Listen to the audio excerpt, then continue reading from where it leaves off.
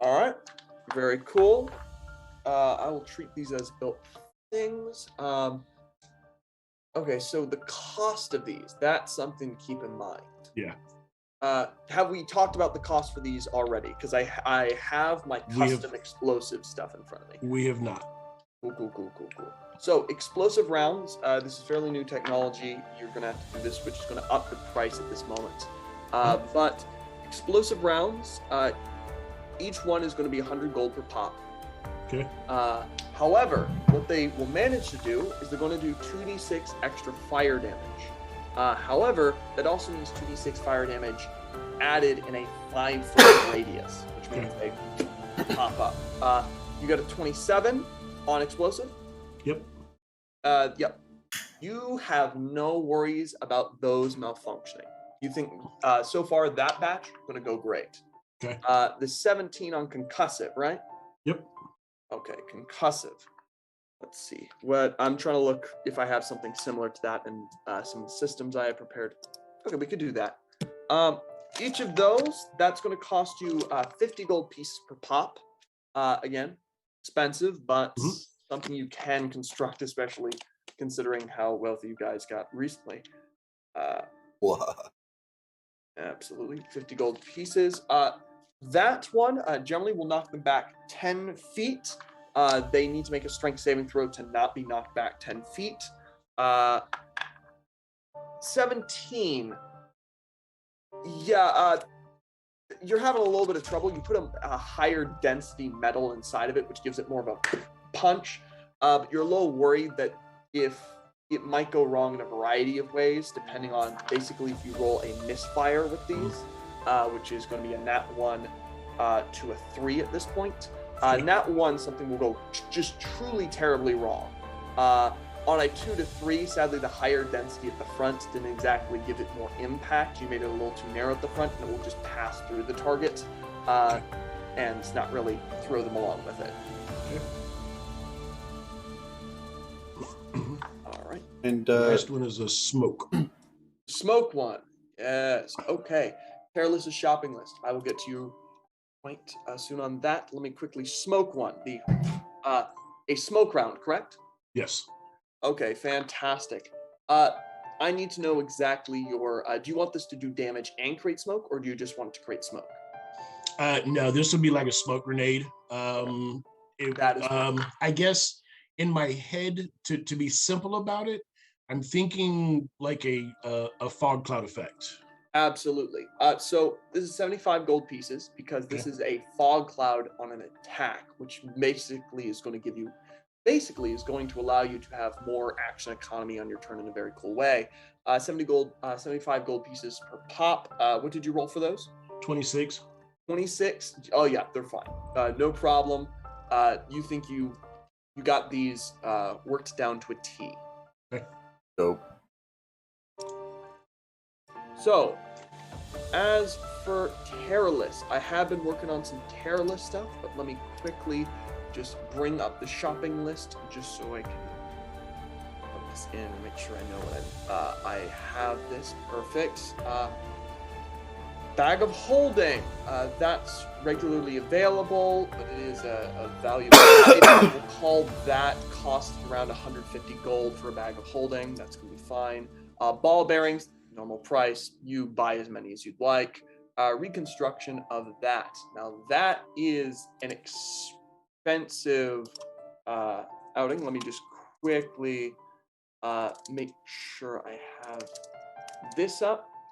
Mithril's an expensive damn material, but let me quickly come on. All right, there we are. Okay, so your half plate with mithril is going to cost you exactly that is 2,250 gold pieces. It's expensive, but it's damn well worked. Reflavoring of the cape. That's like some flavor stuff, some edits as you're kind of trying to get done. You know a good a good magic worker, that's going to take 100 gold pieces just to do artisanal work, edit the cape without getting any damage to the runes, but that does quite fine. You no longer have the symbol of a not so grand organization on that. Okay. I believe I have those. I need to quickly remind myself what the rarity of Rhythm Maker drums are. It is very plus cold, 2 so I is rare, apologize. plus 1 is uncommon. Yes, there we are. Okay. How much gold are you willing to spend on this? You can get up to rare at this moment. I got 9,000. Okay, 9,000. 9,000 minus Okay. 2,500. How much are 6,500. you willing to expend on the Rhythm Maker drums?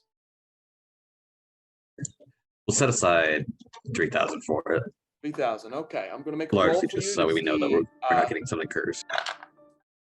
You've done a lot of great stuff recently, and the availability of them. You get the Rhythm Maker drums. Here is the caveat with 3,000. They put their maker's mark on the side of it, and it's this big thing, and they want you to sign a contract to do publicity for them. Basically, this goblin is pointing at you. It's the same guy, the same thing, puts the maker's mark on the side.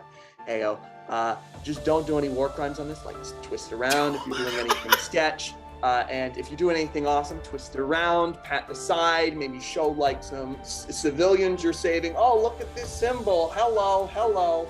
Like show other adventuring guilds or something. We got that? We call this a brand deal. We need to brand It'll have to deal do. the Chesapeake. I don't have my loot. It'll have to do. Yeah. Awesome. Gives it to you. On the side of it, it is indeed the Chesapeake dog. Done much more nicely this time. Just like the dog just like reared up on the side. It's know that it's only on one side, so you can twist it around, but apparently you've got a brand deal contract. Amazing. All right, so that's how much you spent on that, and with 3,000 gold pieces, you can get a +2. Ring of okay. Now that's a special one. God damn it, Terry. All right, so Listen, we had a shopping list. I just forgot to pester him throughout the weeks. no, this is all good, all good. I can keep this rolling. Don't worry. Looking at this, and I did put thought into this. Luckily, because you did pester me at the beginning of a week. You basically just, so I had my brain working on it. I'm just revisiting old thought processes. Okay. Looking at this. Okay.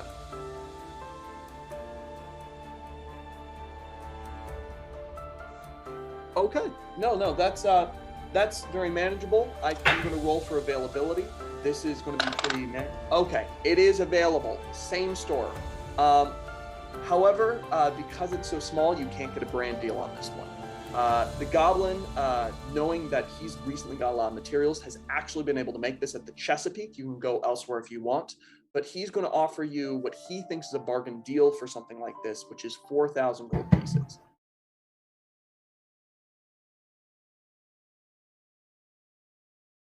I'm broke. Don't look at me. You're fine. Don't worry about it. Land.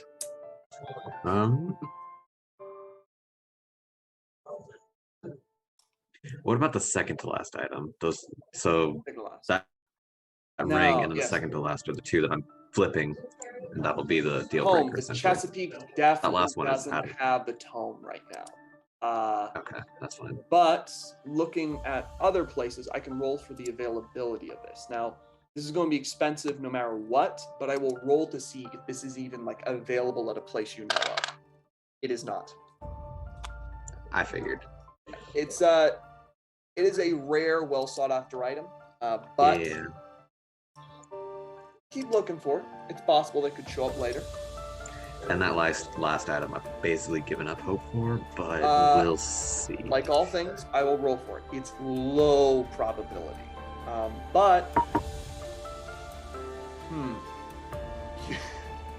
I remember specifically, Reed told me that one of the archmages that you fought earlier, who is one of the few people who could possibly offer this to you didn't end on bad terms. And they have clone spells. They're at the level of magic where killing you becomes incredibly difficult.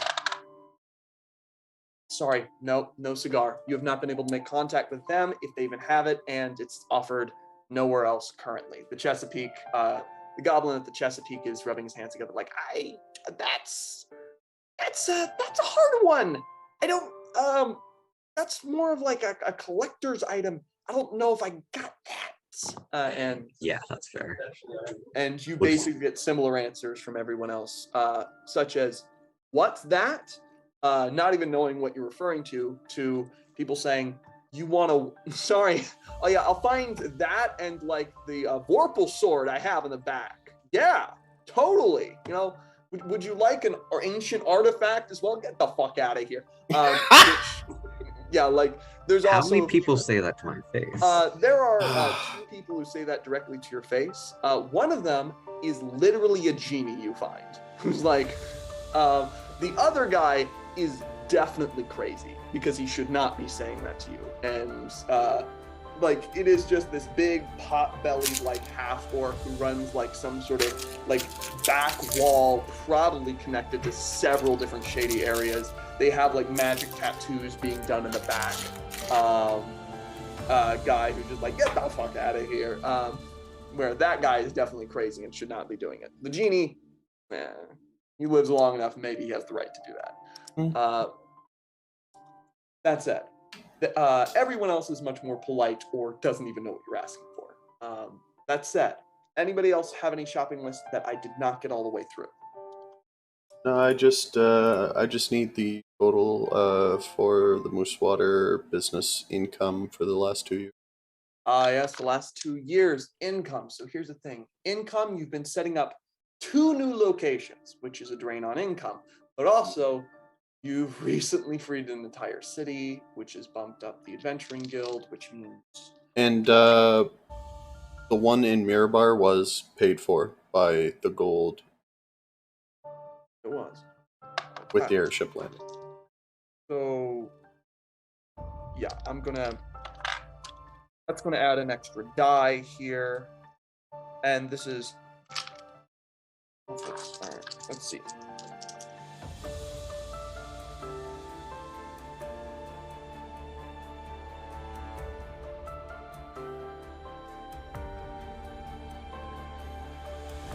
Riveting gameplay right now, I know. That is going to be 1,600 gold pieces you've made over 2 years. That is directly to your pockets, not the entirety of it. That's profit in your pockets. Everything else is like paying for business and everything. That's 2 years successful business, especially because you're constantly having expenses at this moment. Yeah. Everybody take 266.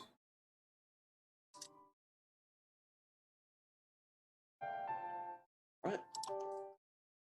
So, I was hoping to get a magical axe just because yes, I have. you were. I remember you've messaged me about that. Resistances. Yeah, so I was trying to think on that. Did you want like a +1 axe, or did you want something a little special? I am willing to spend with this now 3,000, whatever that can get me, but I'm cool with the +1. Gotcha. So that's a cool thing. 3,000 a good thing for me to know, because I was thinking about different axes I could give you without, because clearly your big artifact right now are your bracers, and I don't want to try and overshadow Roberta, but also Frost deserves something cool.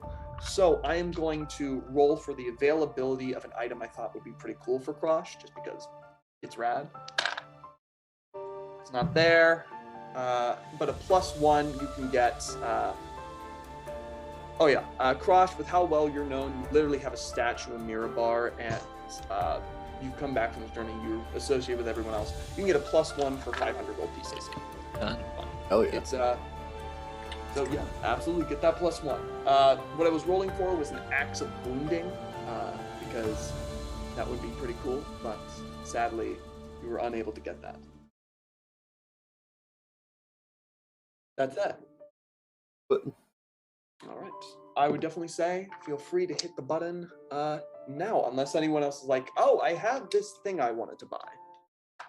All right, let's hit the button.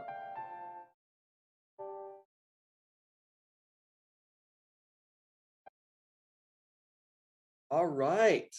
So, hello, and welcome to our Moose Water Tale Sunday. We're going to start off with a quick recap and then focusing in on where the party is now.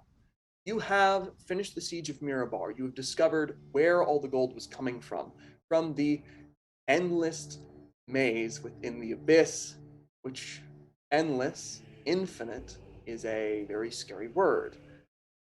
You managed to figure that out, to destroy the artifact that we're using to find treasure throughout this infinite space, as well as figure out that the Advocate, this strange figure that was masquerading as one of the front gate guards, has indeed escaped the city, but you have defeated a long-held enemy of one of your party members, and have since moved on, helping the city of Mirabar quickly get back on its feet.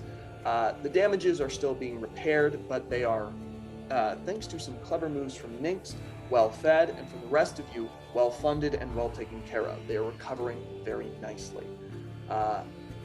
Keeping all of this in mind,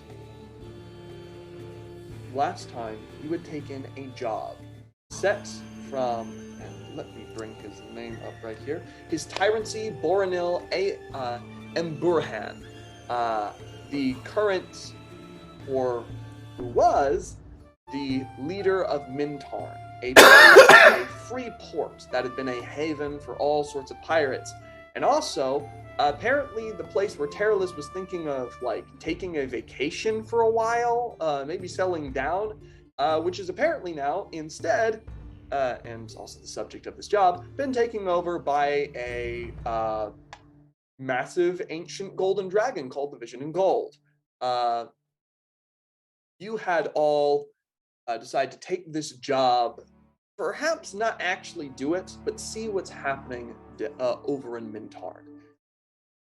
We focus in on the soaring airship moving amongst the clouds that heads straight towards the island across a cerulean ocean. The skies above you are perfectly blue with only a few small scatterings of white clouds. The sun is currently hanging a little past midday, golden rays going over the deck. The wind chill up here is nothing to sneeze at, but either fine fur coats of being a literal Moosatar or your own clothing serves to break some of the chill. At this moment, why don't you describe your airship, Wilhelm?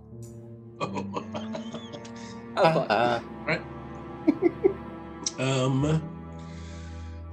The airship has been rebuilt from one that we found in Stillwater.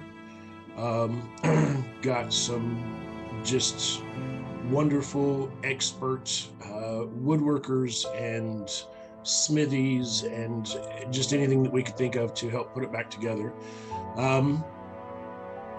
It has two decks, I guess.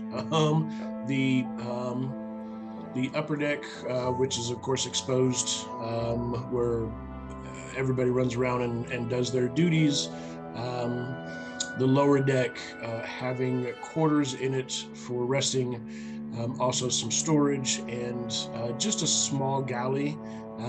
This isn't a ship that's gonna carry an army or a fleet.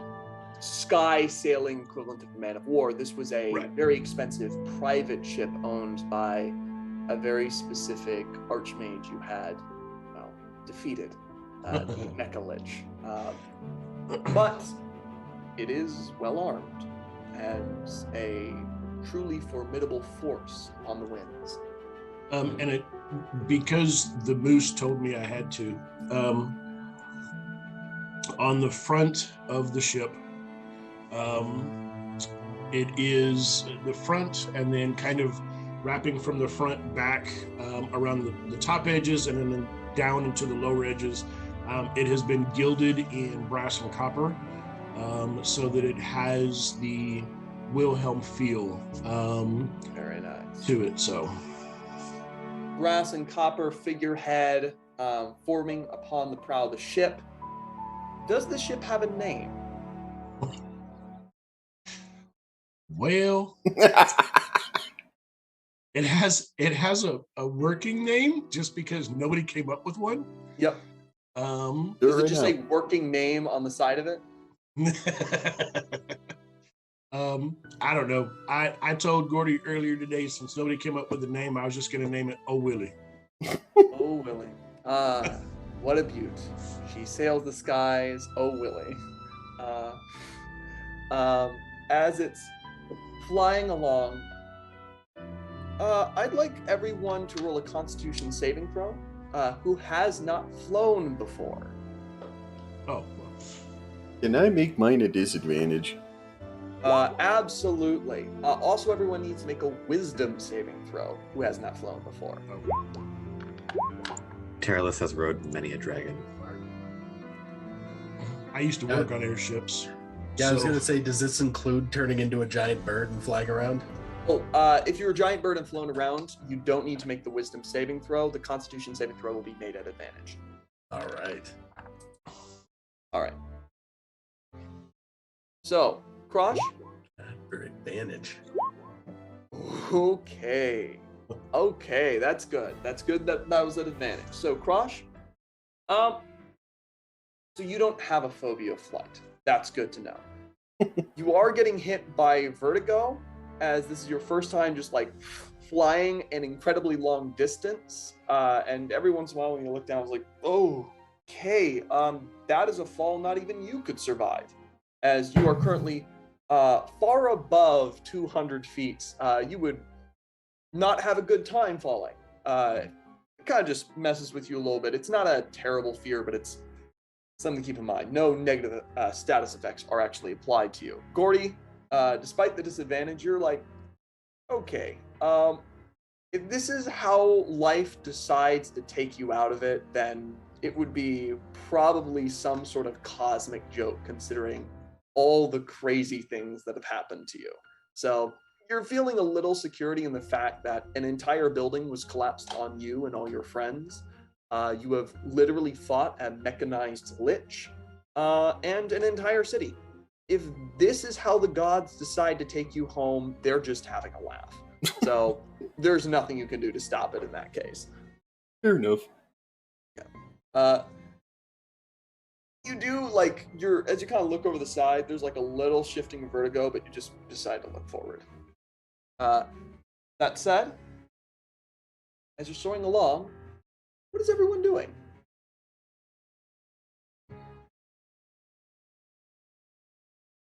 I'd be trying to interweave my new bloody apron into have overlocking plates with my half plate. So it looks like the half plate is just bleeding over itself. Interesting. You're trying to like get this design. Like, I think over a few days, I'm not going to make a roll for that. It's like kind of stitching over. You're trying to get it to kind of get this cool look. Actually, you're trying to do something kind of artistic. Why don't you try and do a performance check for me? That's a strong 6. It's on. You're like trying to make it seem like the half plate is bleeding, and it really just looks like a few red rags are hanging outside of the plate in kind of haphazard manner. You might need a little help with this, but it's like, it's really cool. The idea, it will work if you just find out how to make it work.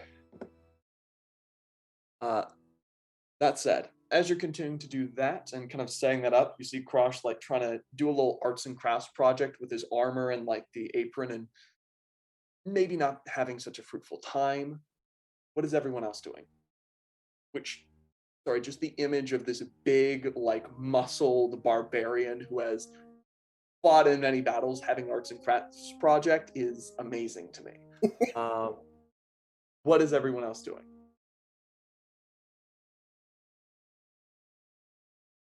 Gordy, what are you doing? I'd probably be smoking profusely. I mean, the rolls, I'm not going full BA Baracus, but, still a flying moose. To be fair, you're flying. You're deciding like, okay, well, maybe that's why the Constitution is going so well. You are just like, you are constantly shooting yourself full of. What does Gordy smoke, by the way?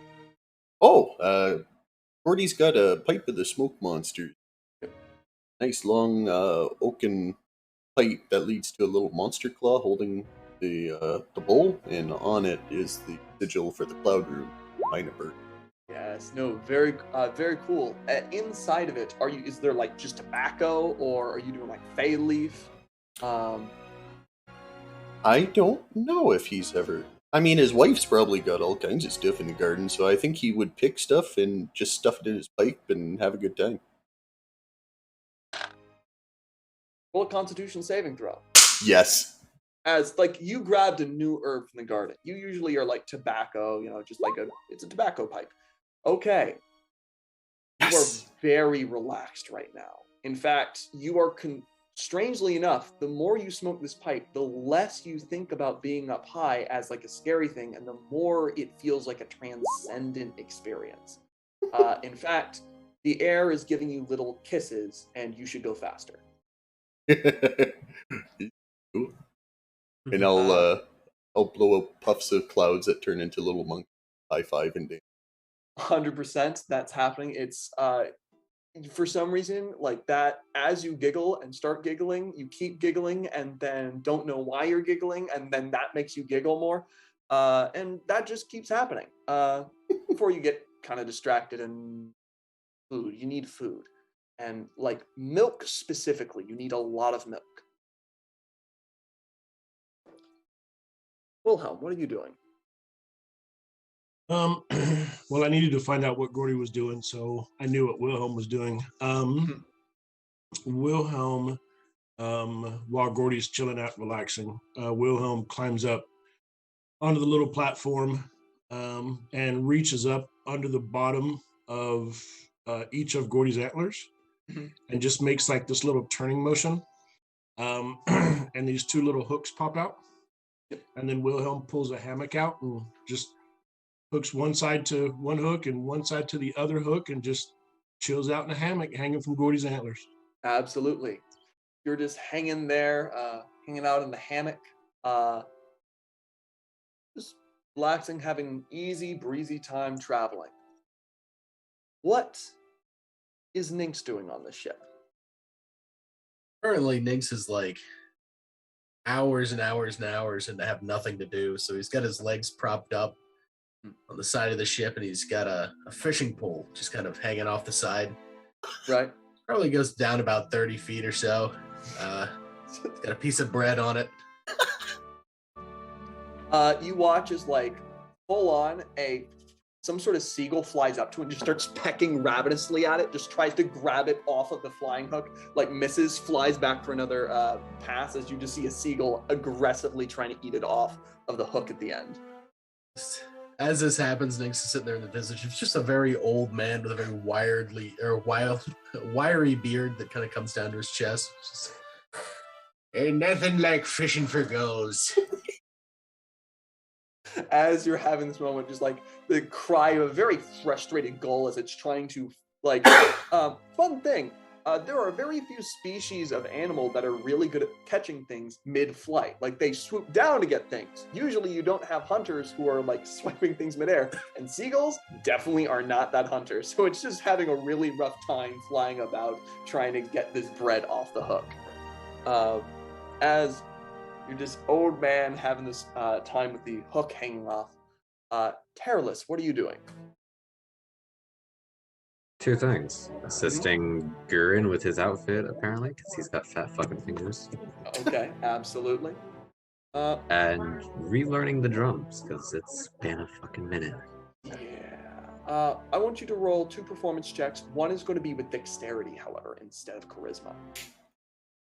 Getting weird. Got Dare Bear. Oh, fuck. Yeah, you've been, like, over this journey, you haven't completely scraped the rust off. It's the thing about instruments. You can always pick it back up, but time away from it always makes rust occur. You're still trying to make this armor idea work, and like now it's stumping you too. Like it's not bad. You're making it look better, but now you're seeing where Crush is having trouble. Like, how are you going to make this? You feel like you can just, and the more you kind of like chug it through the seams and try and get it working, it's just not. It's not quite fitting, or. And at this moment, that kind of frustration starts burning into an obsession. You both need to make this work. This needs to happen. However, for the drums, less of a frustrating time. You can definitely feel that bit of rust that doesn't come off yet. That just a slight slip up, a miss of a note, a miss of a rhythm that you used to be able to do.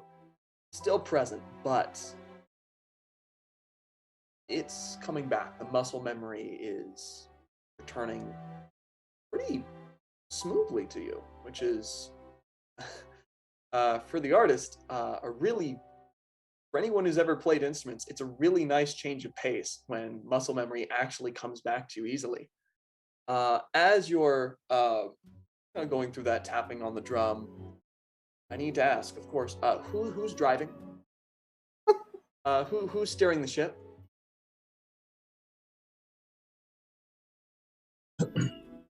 It's a pilot that we hired. A pilot that we hired? Yep. As you're all like having this wonderful moment, like stretch across the board, you hired a pilot. Let's see. Natural 20. Okay. If that was a natural 1, you were about to crash into the ocean. On a natural 20, there is this just kenku behind it. Big old eye patch stretched across. Almost a serrated beak, because they literally added serrations to their own beak in some sort of wild adaptation. They have what looks like 2 different prosthetic legs, double crutches, and they just sat themselves at a stool in front of the steering wheel and just have been masterfully taking you on the direction. Just and constant sea shanties are just murmured out of their beak, as well as just 100 different nautical commands, which don't seem to match an airship, but wow, they're really good at this. If you've asked their name, this kenku is simply named the sound of a ship grating alongside the rough, but not quite crashing, which is a full reassuring sentence. What common when common language is a close call.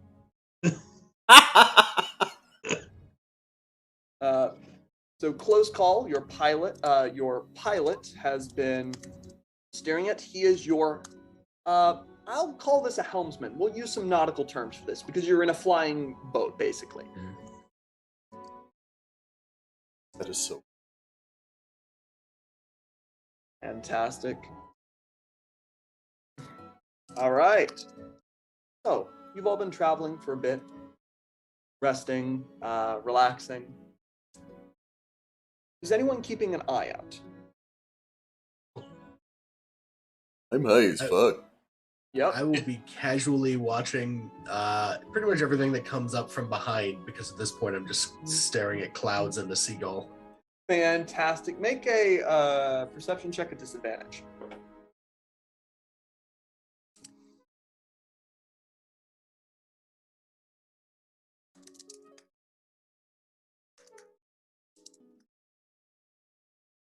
I'll take a 19 on a disadvantage. Okay. That's always love it when we have some crazy rolls. Fantastic. So as you are continuing on, kind of looking about you, like you're hearing the beating of wings. Like, man, are there more seagulls at your fishing poles, kind of like dangling off the side? Then you see, flying away very rapidly, is a seagull with very much leaving the bread still on the line. And those are some heavy wing beats. turn around and you see what looks like 3 people riding on the back of some kind different draconic beings. Nearing the back of your ship. They are wearing big old standard plate armor fitted over themselves, complete helms, and a tabard of some sort of gold streak across it and a shepherd's crook. And they are flying towards you on the back of some sort of draconic being armored in heavy plate barding.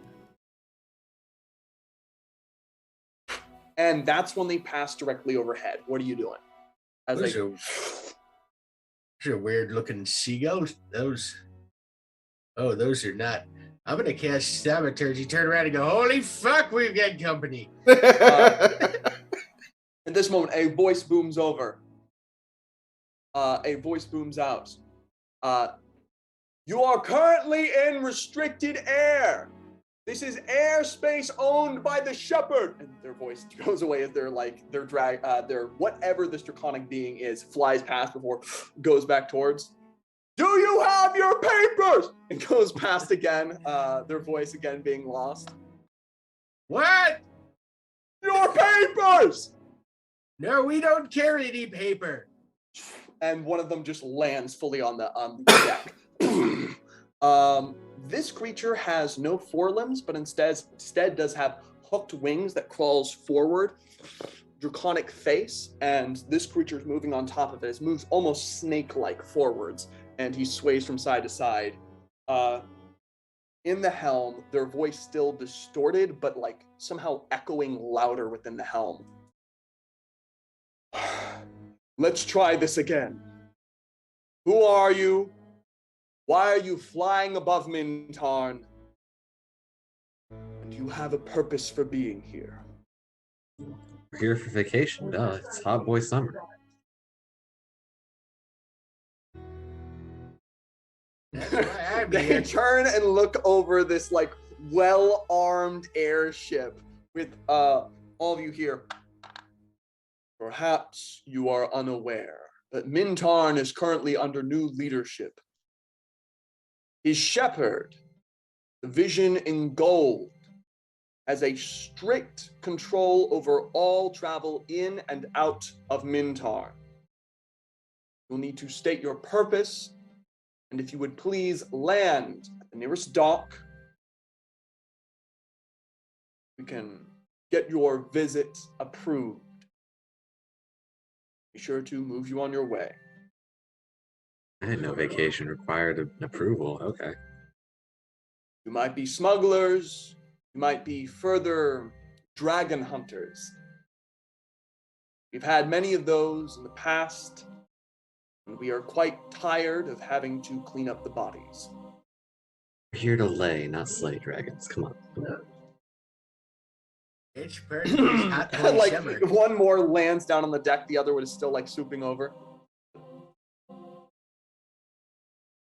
Your personal business is your own. We'll just have to check your cargo hold, check your identities, make sure that you have no outstanding warrants. That's admissible to all of you. Well, I did not pay a docking fee about 15 years ago, but I'd be willing to own up to that charge. I think that sort of... Yes, I think we can handle that. I think that will be admitted. Thank you Define for your outstanding.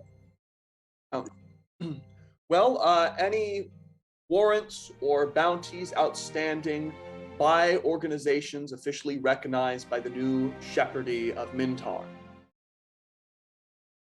For example.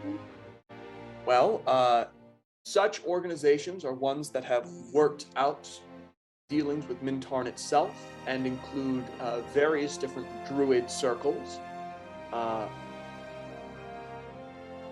But do not include such organizations as the Iron Gauntlets, any organization that supports dragon hunting or has not recognized the Shepherd and his righteous rule. So I have a quick question for you there, guy. Yes. You Again, his voice echoes out like three people are shouting at once, but turns towards you. we're flying through here peacefully, and you decide to disrupt our flight. You land your big animal things on the deck of our ship, uninvited, and you're asking us for ID, but how do we know who you are? How do we know that you're who you claim to be? Maybe you guys are pirates and you're here to steal our ship. Make a persuasion check at this point. As you see, this draconic being, which has not entered the conversation and does not seem to be speaking, just seems to tense slightly, and a long stinger tail flicks behind it. You notice several barbs and a bit of dripping venom that leaves the tip. 15 on persuasion. 15.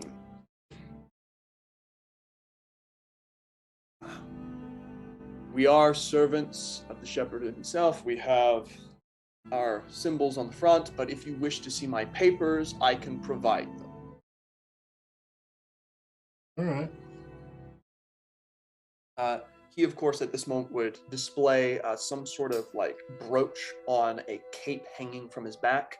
That seems to depict a golden dragon curled about a grove of trees and several small depicted towns and cities.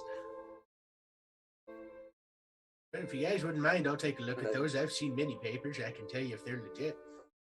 He also at this moment would reach into his pouch and provide a variety of papers, which surprisingly well documented for what should be a new government. They have like at least several different papers telling you that this man's name is Captain. There he is. Captain Gerard Throwstow. He seems to be part of the aerial division of the Shepherd's Guard.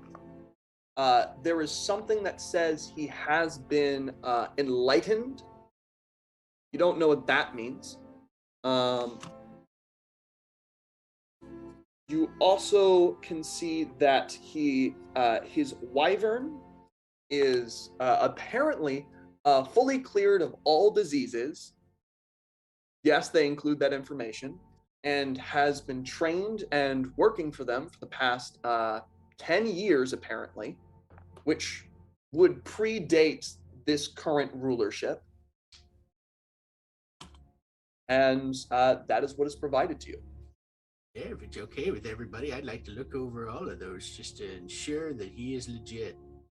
It has nothing to do with my false identity background that allows me to copy any bit of forged papers that I have the chance to study, but I'll study them nonetheless. Exactly. Yeah, no, you look over all the papers. He allows you to do that because here's the thing. He doesn't seem to expect that.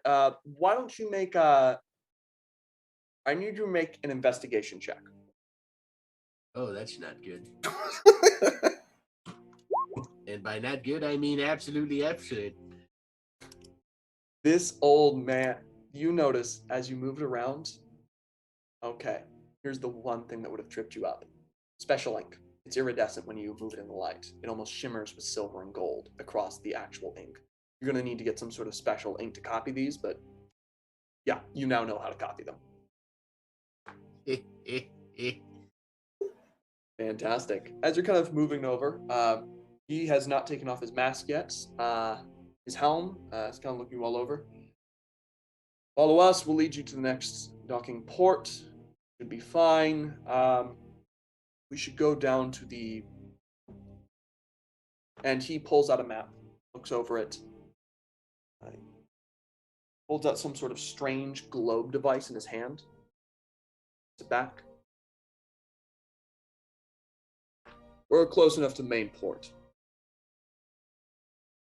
Please, follow us. We should get you registered and you can continue your vacation at your leisure. I should ask, have any of you slain dragons in the past? And are you wearing any draconic material on you? I am not wearing any draconic material on me. Yep. Nods as all right. Then you should all be fine. Know that any desecration of corpses is entirely illegal in Mintarn.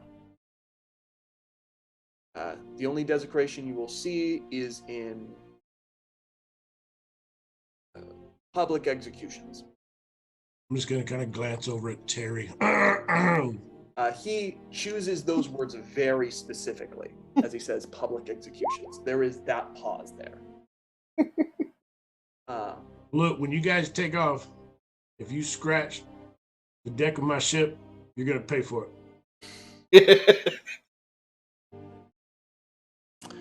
Make an intimidation check for me. Do it. Well, that's a 14. Not terrible. Like this wasn't a moment of him like I'm gonna scratch up your ship, but he gets a moment of kind of like assessing you. I will do my best not to mar the side of your ship. In the future, perhaps it would be best not to enter countries via well-armed airship. You can never be too careful. All right, hey, close call. Just follow these guys. Once more into the storm. Once more. Yep. Make him. Both hands wrap around, just begin steering it. There is a very smooth transition over, despite the unhinged commentary you're getting from them as getting towards it. Both of them take on off. They do take care not to scratch up your deck as this wyvern flies off, and they begin leading you down towards Mintarn proper itself. The first thing you would notice is a large strip of buildings and a few scorched roofs, as well as many banners waving some sort of golden banner with the same symbol of several trees, a few towns and cities, all with a golden dragon wrapped around it. As these banners are flapping, you see people moving about in the streets, but the mark that's actually fairly similar to Mirabar of a war hit this in the past at least few years, which means you're going to have some damage left over. Do you follow them as they're all moving away and kind of moving toward, again, in front of the prow of your ship, trying to lead you down to dock? Well, I mean, I told close call to follow them, so. Yep. Anybody else notice those giant seals that landed in the dick? What? Yeah. They didn't have feathers, Gordy. Oh. Okay, no follow up. As you're moving down, with just like you notice that like Gordy's eyes are a little bit glassy at this point. You begin settling into the water. Luckily, this is an airship, and so it can actually make a waterborne landing pretty easily.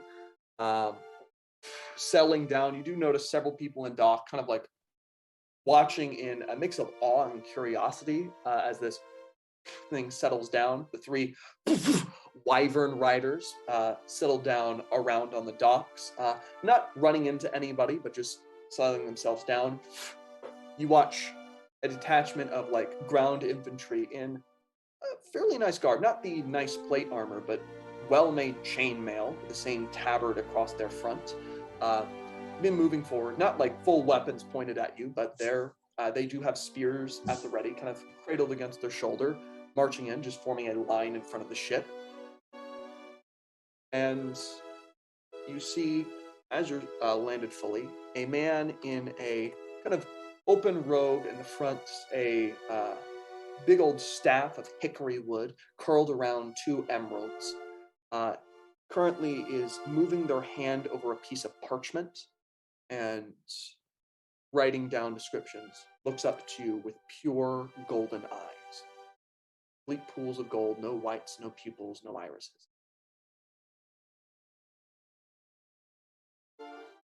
Hello, welcome to Mintarn. I suppose you haven't been here since the change in leadership. So, I don't mean to cause any alarm. There are changes here, and while we like to keep our ports welcoming, we are not so loose with our security anymore. So, I hope this will not be of any trouble. Please come here, tell me your names, I'll record them down and refer to them with various different papers we have here. Absolutely. I'll go first if it's all right with you fellas. I'll walk down. All right. Carlos is going to take this opportunity to stuff all of his gear in his bag of holding and slip it to All right, somebody just- else. Just like quickly shoving everything away in the gear. Like there's 2 decks, so you can do that below decks and nobody would see you. This man kind of turns towards you, salt and pepper hair, a little bit of wrinkles at this corner of his eyes, little crow's feet. My name is Rickon Dirtwater. That's a ricket like a cricket, but with an N at the end. So Rickon. He quickly just moves his hand in the air and carves some sort of arcane sigil. And you being a changeling means that you don't come off as being disguised. So he doesn't sense any magic, though he does sense any magic items you have on you. Apparently just my staff. Just your staff. Oh, and my necklace, which I actually need to ask you what that necklace does again, because I forgot to write it down. Fantastic. I believe that necklace allows you to recharge spell slots of, I believe, 3rd or lower any time, and you can do this 3 times, as many, I believe, up to your proficiency modifier. Okay. Every time you spread a story to a group of people and truly inspire them with a tale of heroism.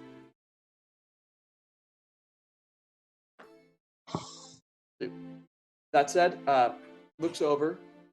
Well, Mr. Dirtwater, you seem to have a variety of magical items. Oh, yes, I do. All right. Do you mind telling me the nature of those magical items? Well, this one right here, it's for inspiration. Helps me tell stories. And All right. then when I tell that story, it manifests that inspiration as magical power that I can use to heal my friends and buddies. All right. He casts another thing. Nods.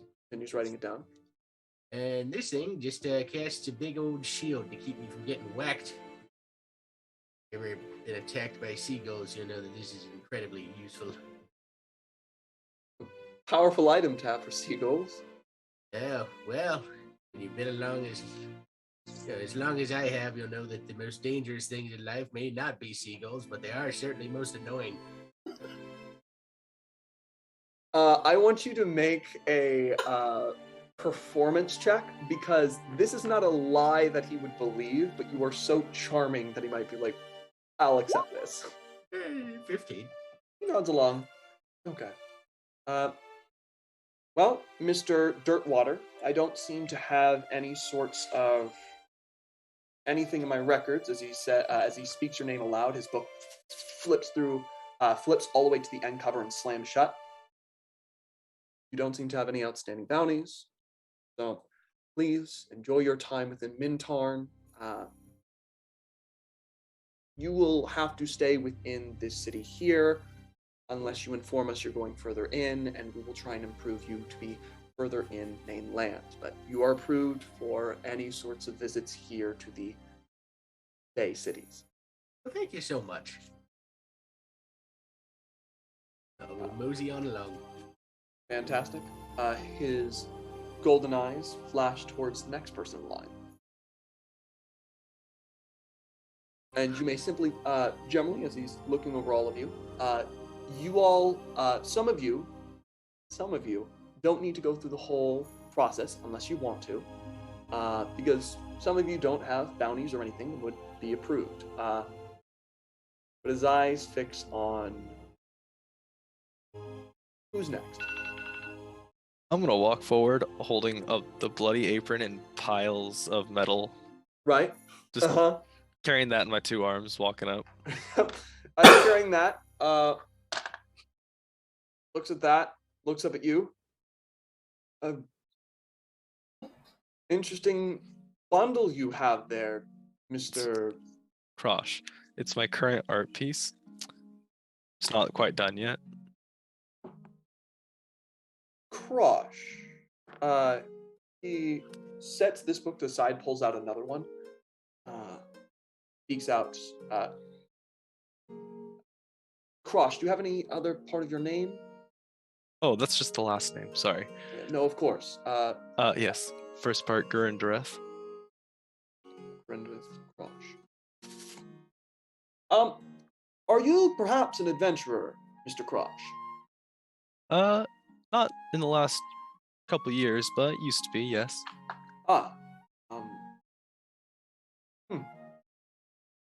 You seem to have taken part in the siege of Mirabar, correct? Yes. Well, he snaps over to his guards. You have been given permission to take from our Good Samaritan fund. You've done good things to the world, so please let us, gestures over. They open up a chest. He reaches in and says, 500.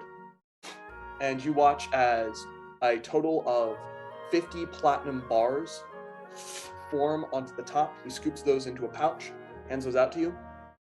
Mr. Crosh, we thank you for your good deeds to the world, and considering that our great shepherd has quite a bit of, well, a good bit of wealth saved up, we like to reward people who do good for the world. So, thank you. Please enjoy your time here. Thank you. I'm glad you think we did good. Just gonna walk on through. As gestures through as that big old smile forms. Are the rest of you also adventurers?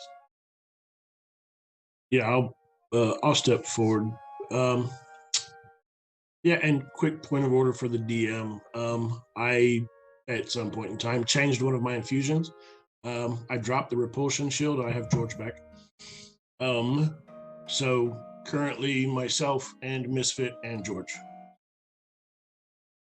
Fantastic. I'll introduce myself. The name's Wilhelm. Wilhelm Abisadarian. He speaks your name to the book, flips open. All right, Mr. Wilhelm. Sorry, what was your last name? I'm Abisadarian. Abisadarian. He works over the syllables as that is a farther southern name, and he seems to have a little trouble pronouncing it. Abisadarian. Mr. Abisadarian. You also are given access to our Good Samaritan Fund. Would you like to be rewarded with that? If I refuse now, but have cause later. You always have access to it. You are put on our records as someone who has accomplished great deeds that should be rewarded and encouraged. We are, above all things, a nation that strives to teach the world to be better. Well, we like to reinforce good behavior. I don't see anything wrong with that. I'll tell you what, you just hold on to that for right now. You will hold on to that. Know that you have 750 to your name. At any point, you may make a withdrawal of that. All right, sounds good. He's worth. And I can't hear you. I'm ahead of you. Before I walk off, before our group walks off, I just want to ensure, I put a lot of time and effort into old Willie out there. Just want to make sure that she's taken care of. And of course, know that anytime you dock here, you are now given full protection under the law. Your vessel is considered of course, your private property. We will allow no one to seize it. It will be under the defense of our own guard here. You could not be in a safer port. All right, cool. Wonderful. I'm not gonna walk off. I'm just gonna kind of step to the side, waiting for some future possibilities that might need my assistance. Absolutely. Golden Eye's working over everyone. Who goes up next? All right. I'll heft up Roberta and make my way down. And... Hey there! I'm Gordy. How's it going there, bud? Gordy. Mr. Moosleton, I assume? Yep, that's about the size of it, yep. I'm I'm sure you've heard me give this rant before, but both for the defeating of the Mecha Lich, that sounds like a story and a half, and you have access to 750 gold within our Good Samaritan Fund. I'm already looking over your weapons. I know general reports of what they do. You are free to stay within the Bay Area and may withdraw 750 gold pieces from our Good Samaritan Fund at any moment you so see fit. Perfect. Thanks there, Jummy. Hey, Of course. what's up with the peepers there? I have had the good fortune to be enlightened. Hey, A lot has changed in Mintarn. Have you been here before? no sir. Well, under the shepherd's good care, a lot of opportunities have been given to us. I am unfortunately given the disadvantage in life of having a more mortal lifespan. As you can see, I am human. I will live 75, maybe 80 years, 90, maybe longer if I am incredibly fortunate. Which means I cannot learn many lessons in my life that maybe longer-lived species will be gifted with. So I have drunk of the waters and been gained an enhancement of my perspective. I have shared in the wisdom of beings much older than myself, namely the shepherd himself. Water and it makes you smarter? Simplified, yes. I have been given the gift of wiser perspective. Huh. Okay. Oh, guess you're just coming. Of course. And would you like to withdraw that right now? Oh yeah, I'll take Willie's share too. Sadly, only he may withdraw in his name. Yeah, worth a shot. I'm on vacation. They withdraw 75 platinum pieces for you. Of course, would you like it in different coinage? Coinage? Just make that up. No. Gold?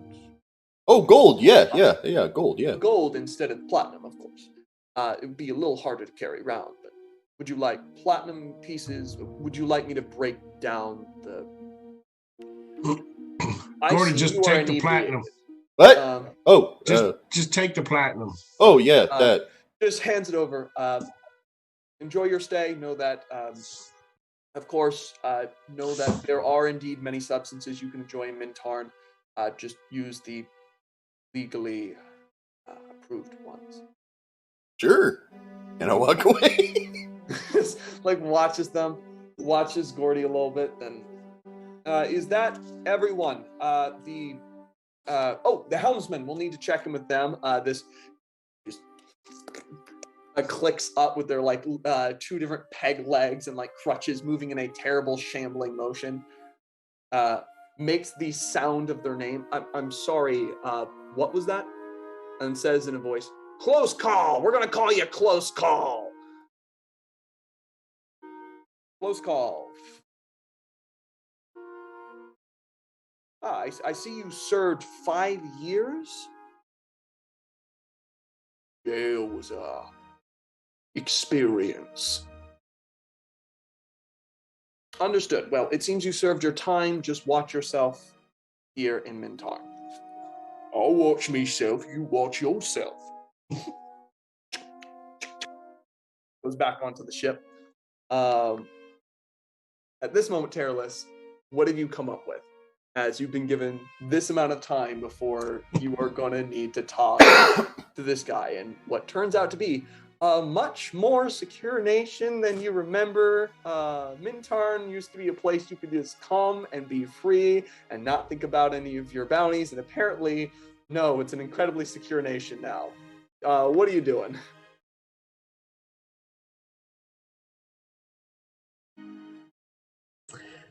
I'm fucked. Uh-huh. We're gonna come out fully equipped for war. Fully equipped for war. You're fully armed. The guy in the robe, maybe has a slight shift, doesn't do much. You see some of the guards do like shift irritably. One of the wyverns, like recognizing some of the familiar shapes, leans down a little bit, its head moving in as if to strike. The man sitting on the stool just waits for you. Hi, and your name is? There'll be a moment where he just stabs the sword into the ground. Careless. Are you going to pay for the damage to the dock? I'm gonna be paying for a little bit more. Just look up the name. All right. Careless. Both the adventurer's book and the crime book moves. Oh my. Oh my. Okay. Let's sort through these. Let's sort through these someplace else. Iron gauntlets. Those do not matter here. They are not approved as a lawful organization here in Mintarn. Court of Lords, not recognized here. What different organizations do you have bounties with? Because you have a lot, and a lot of them want you. But you watch as many of them right now are being declared as not valid here, not valid here. Do you have any Really good bounties or question. issues with druid circles? That's going to be the first big question. Or any worshippers of Bahamut.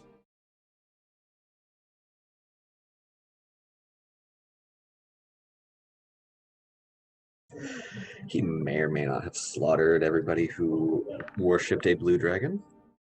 A blue dragon, okay. Who So, may or may not have killed his entire mercenary company. okay, so goes through. I'm going to be honest with you. This is Damning. concerning. Technically, by our laws, none of these bounties are valid here. So we do not have immediate reason to arrest you. And I want to make that very clear. However, this is reason enough for suspicion, and I should immediately let you know that the shepherd preserves the right to arrest anyone for any reason if they so pose a serious danger to the nation. Is the shepherd here to arrest me? The shepherd will know about you. However, looking through this so far, and considering your deeds,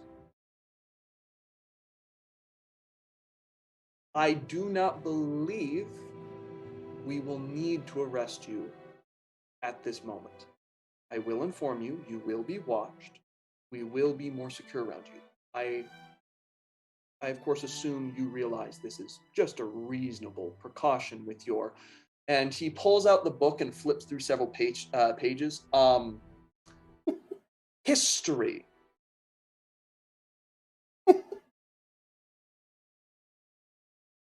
He's just gonna give a big thumbs up with his free hand before resting it back on the pommel. And of course, for the dock, that will be exactly 1 gold piece to replace that wooden plank. Sets down exactly 1 gold. I was tempted to throw out 100 copper, but we're not gonna be petty. As you set down the 1 gold, nods. Well, you are allowed to explore our city here in Mintarn. Know that you will be watched.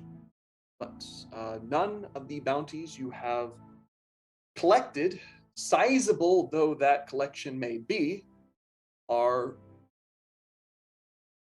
legally valid here. So until such a time that our foreign relations change, you are free to move about here. However, no, again, you will be watched. Out of curiosity, Here, if I may, if someone hasn't paid their bar tab in like 3 years, and the opportunity to change them in for gold came about, how much would you exactly get for this?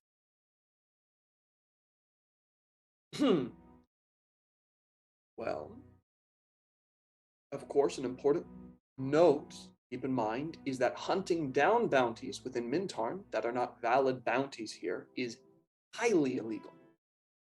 As Careless is now, of course, considered a protected member of our island, a visitor here under all legal protections. However, to merely entertain the hypothetical outside of Mintarn, you would be looking at a frighteningly large bounty if you were to somehow put him to several different organizations. The highest one currently seems to be a 15,000 gold bounty with the Iron Gauntlet. There are many smaller bounties. If you were somehow able to split them up into multiple different pieces amongst the ones that want him dead, you would get 30,000 gold pieces. Huh. Oh, so if we cut him up like a fish. Yeah, so which again would be highly illegal here and not encouraged, but as I trust you all to conduct yourselves with proper moral conduct, I will let you know that yes, while their total bounty, if you were to break the laws of physics and turn them into everyone who wants them, he is worth 60,000 gold pieces. However, it would be impossible to collect all these bounties, as you would need to turn them into several different people, both alive and dead. What if I turned myself in? How much money would I get? I imagine they would make your execution swift. I believe that is what they do for you, considering the... Yes, you have done things here that my imagining within how the governments work, like you even if you learn from your ways within many other... Yes, I think you could negotiate to have your execution be swift. Well, I would just like to add, when you report him up to this shepherd, Yes. make sure you add in there that he was also a part of the Siege of Mirbar, quite vital, and that Mekalit story you got in there. And if you see that left arm over there, he literally gave his arm when we fought the Mekalits. That metal arm, I made that because that's what I do. But he literally gave his arm to save the rest of us. So I think that should be noted when you send that up to the shepherd. Of course. I'm about to. If you'd like to wait here, I can already tell you the results. This is all things that he should know. Are we all willing to wait? He writes something down, slaps his staff, and you immediately see some sort of box appears midair with a small floating like air spirit, just wings flapping behind it, a body made of some sort of strange swirling wind that forms small beating insectoid wings. Holding it, puts inside, closes it, sends it off. Just wait about 5 to 10 minutes.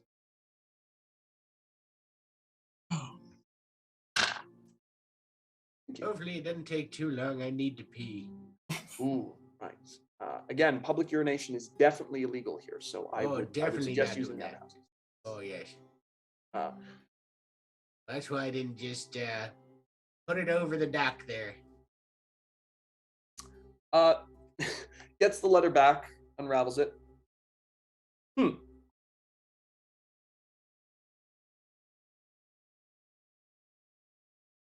Go your step.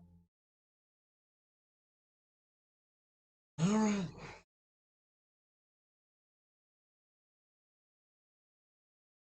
Gotta pick up the sword and move on. Yep, you move on. At this moment, you get through. You're not arrested. You're not attacked. You're good. Feelers. Ask you.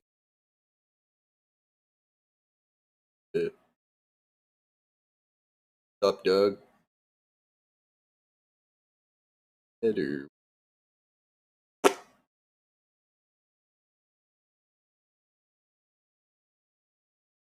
I don't even understand what you just said. I'm high, okay? He's asking if we wanted to go talk to the gold dragon. How would we do that? But what was the other option? I didn't even understand that. Or just like take off and We'll figure it out as we go. We can, but like I assume we're gonna get reached out to, it being well known already. And I think I don't know if it's bad or good if we start asking folks about the former leadership, the guy that posted the job, see if maybe we can't find him. But I mean, with this new leadership, it might raise some suspicion if we go around asking for this other guy. But I'm hungry. Gigs. As you move out into the streets, notice several different buildings, people going about their work. General dock work. You also notice off in the distance, there's a variety of taverns. Careless, Mintarn looks a lot cleaner than it did before. Damn.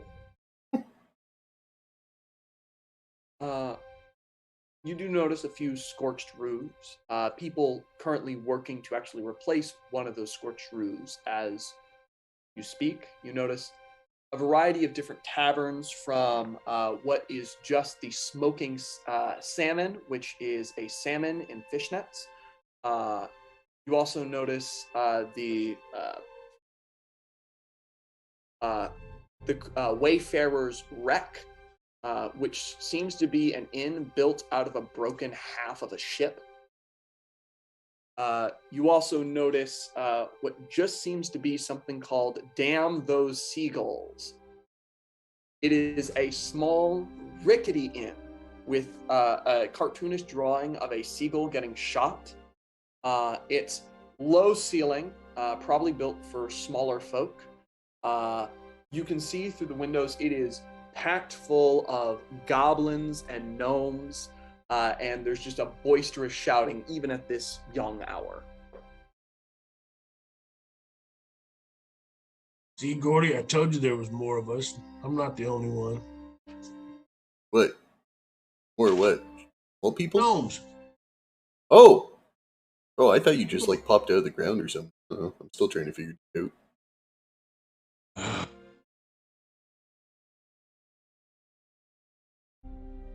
So, what are you all doing?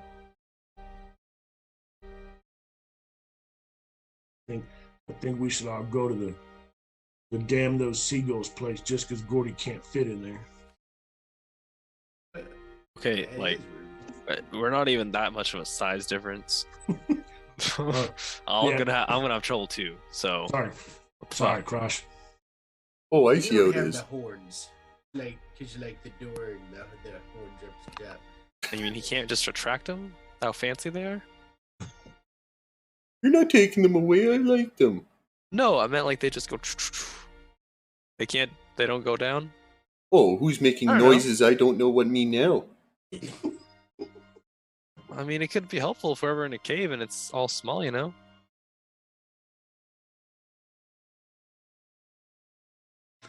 Anyway, where are we going? Alright, I'm just gonna walk into the small one and crouch down. You crouch down, open up the door. So you can go through this in two different ways, as this is built for gnomes and goblins. You may choose to either hunch down and move with your back scraping against the ceiling, or you may choose to walk in a constant squat. I have a These are third your option. I'm gonna turn around. You go over to it, you open up the door, you see it's in much smaller ceiling than you even expect, and you're like, okay. You close the door, you move away, you hear boisterous laughter follow you out. Yep, and I'm just gonna find the next closest tavern. Fantastic. There are the two other, which is the smoking salmon, which is the one with a salmon with a single fishnet stretched over its tail as if it's like sexy stalking fishnets. Or you can go to the Wayfarers Wreck, which is just half of a ship, just in the middle of the port, seemingly functioning as a tavern. We're going to the ship. We don't need Alright, the Tyler's getting Wayfarers distracted. Wreck. So, as you go to the Wayfarers Wreck, which the way it is broken, you notice that Wayfarers Wreck is cut off into Way, and then you see a sign with a full name saying the Wayfarers Wreck. There's a door through kind of a part of the hold. You open it up. There's a few barnacles, long since dead, still like clinging to the side of this hull around you. You open it up and notice it's not crazy and boisterous at this time of evening, but all sorts of salty figures are sitting there, sitting at their tables, kind of enjoying some stew or what just looks like a full, oversized shrimp that is just plopped out in front of the table in them. Behind the bar, you see a wide-bellied man that I can only say looks like a killer whale. Black and white patterns, face kind of stretched out, pink eyes, and just triangular teeth. Dorsal fin, a little curved over to the side out his back. He does not wear a shirt. He's wearing pants, and that's the most he's doing for you. He is ripped from his upper torso, but with a big belly out in front. He puts a big old pipe in his mouth. Hey, newcomer.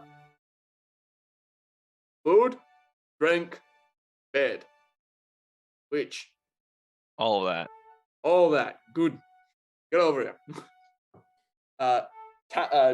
Brings up a big old cane, slaps a menu which dangles on a chain behind him. It says such things as big shrimp, alcohol, heavier alcohol, get really drunk, watered down piss, stew, more stew, different kind of stew, and taps that. You can order what you want. Everything you see on the menu has the price next to it. Which it's generally bits of copper, silver. The real big shrimp is 5 silver, the most pricey thing on the menu. And as for beds, I have some. Your visitors are allowed to stay here. Good.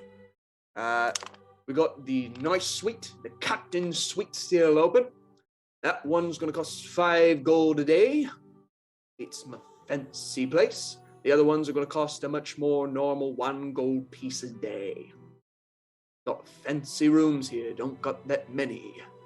Or you can sleep in the hammock section, and that will cost you a much more affordable silver a day.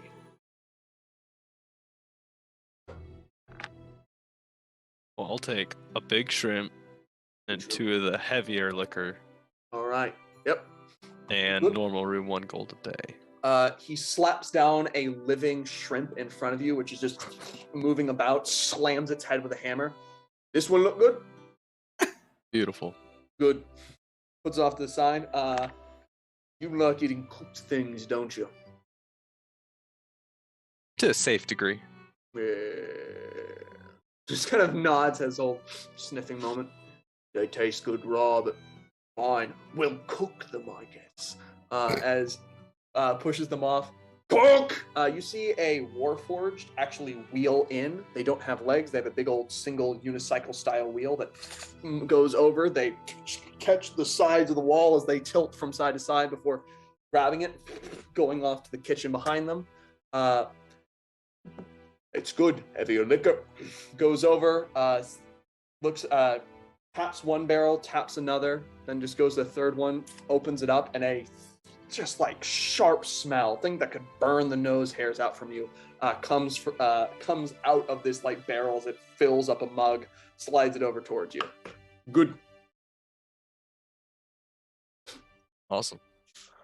And Krosh, is everyone else coming into the Wayfarers Wreck as well? As you see Krosh just step inside, push open the door, and have an interaction with this strange orca man. Yeah, I will, but I'll also be completely enamored by the cook. Just kind of swaying about, using their hands to move just as much as they use their wheel as they're back in the kitchen. Moving inside, Orca looks around the rest of you. Newcomers, small one. Good. Like having small people in here. I love stealing business from the fucking seagull. Well, that's kind of rude. Hey, can I go chat with your cook? If he wants to, I don't know, talk to him. We don't have prices for talking to people, so work it out with him. Just don't distract him from cooking. Cool. I'll take some stew and a regular alcohol and a hammock. Right. Put down the gold. Gives you stew. It smells mysterious. You don't have any clue what went into it. It's slightly sour. Definitely smells meaty. There's some chunk of something floating in there, and he slides it across towards you. Okay. I will grab the mug of alcohol, my bowl of stew, and I will head into the kitchen. Fantastic. You go into a kitchen with several different pots and pans currently in boil, with this sliding from side to side, constantly having balancing themselves with their own with their hands as they're quickly cooking about. They have a big old floppy gourmet hat on, and that is the only clothing they wear. Being a warforged, they're just cooking rapidly, taking different utensils. It is just a pure chaotic kitchen with several different grease stains and bits of food that spilled. Turns around, their head turns around, the rest of the body doesn't. Hey, you! Why? You here in Chef's kitchen? Why are you here? Hi! Don't mind me. Keep doing what you're doing. I'm just gonna sit over here in the corner and eat my stew and watch you do your thing. Okie dokie. Fascinated. And then I'm going to set my stew down. I'm going to pull out my little notebook, and I just want to watch how, I've seen Warforged before, but I just want to pay attention to the lower half of his body and just kind of try and start making little sketches and see if I can't kind of figure out how this works. Absolutely. Their head kind of focuses in on you. There's a click, click, click, audible that you can hear as it's staring at you for a moment. Okie dokie. Pretending you don't exist. If you get hit by something, that's your fault. And you can roll an investigation check as he focuses back on cooking. Ooh, that's a 22. 22, fantastic. We are going to get back to the results of that. Remind me, I owe you that scene. Switching over to everyone else. Is anyone else doing anything in this tavern? Be honest with you, that different stew is just calling to me, so I'll grab some of that. And some really, really watered down beer if you can, just mostly water. All right, you want the watered down piss, got it. Yeah, water more than that if you could, just water in a cup. Are you asking me for a special order? Yes. Do you know what explosive flatulence is? And immediately, the brow furrows even more. That's why I'll be taking the water. He just gets up to the menu and staring at you the entire time, takes out a knife and carves in water up above it and carves in, staring at you, carves in one silver piece and just stares at you the entire time he's doing it. Before very quickly you hear someone in the corner, "Water's free! Legally, water's free!" He takes up a mug and throws it at him. Yeah. Crosses out the water, just sets a water in front of you.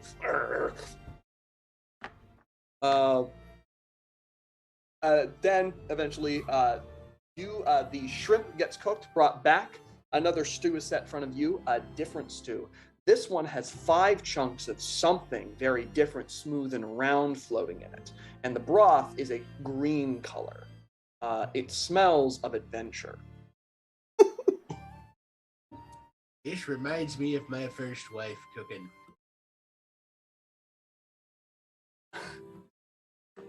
I'll pass your compliments on to Chef. Oh, that wasn't it. Really? Yeah, do that. Turns around, looks in the Chef, you cook like someone's wife. Their first wife. Thank you kindly, or fuck you, depending on what that means. It's very much like my first wife, yep. Fantastic. Shifting over, Careless. What are you doing? After I find my unmute button. We are going into the boat, the big boat. Absolutely. moving into this half of a wrecked ship, probably some merchant vessel from long ago. You move in, you see all these different tables set up haphazardly. What are you doing here? Well, having heard the spiel, we're just gonna order some the more drunk, serve the different stew, and a nice room. All right, fantastic. You go up. You order the one of their nicer rooms, but not their captain's quarters. Correct? Fantastic. Nice. Put down the gold. The different stew. Correct? Different kind of stew, yes. Different kind of stew.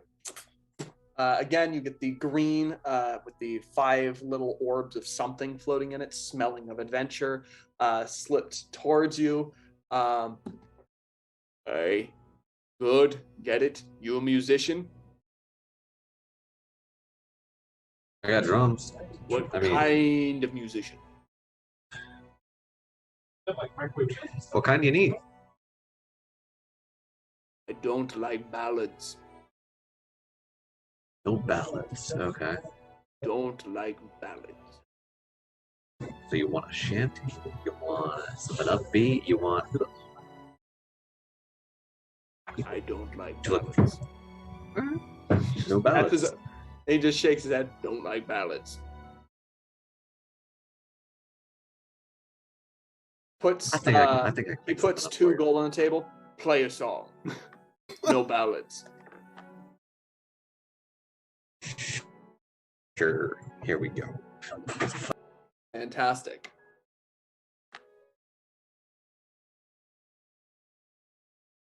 Yeah, you start playing the drum for everyone.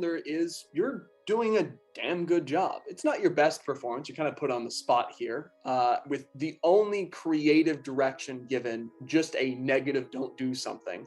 What kind of songs are you playing for this group? It's a wreck ship. Mhm. The place has kind of been overtaken by loss. We're gonna do something more upbeat, something more charismatic, something like Dropkick Murphys style. Fantastic. As you continue to play, there is this. You begin to get generally a positive response. Other people nodding towards you. A few tips are thrown your way. It's not the crazy shift right now, but you see the big old orca tavern keep kind of eyeing you, nodding.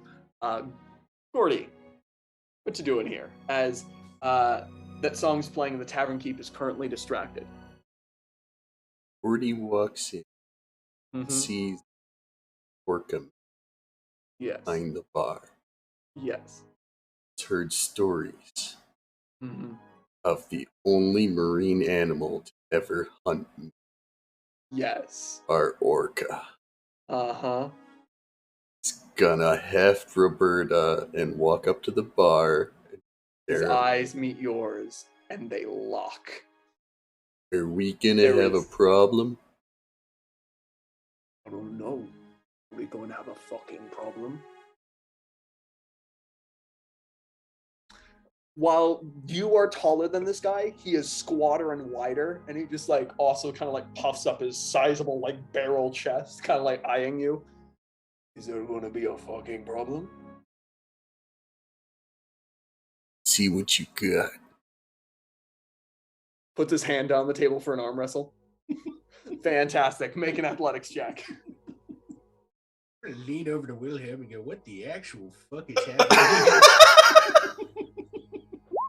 Yes! And a bardic. Oh, well, actually, you know what? Fuck that. You don't get a bardic inspiration. You are like locked for an incredibly long moment with like his hand is. You don't beat him by much, as but eventually you force him down to the side.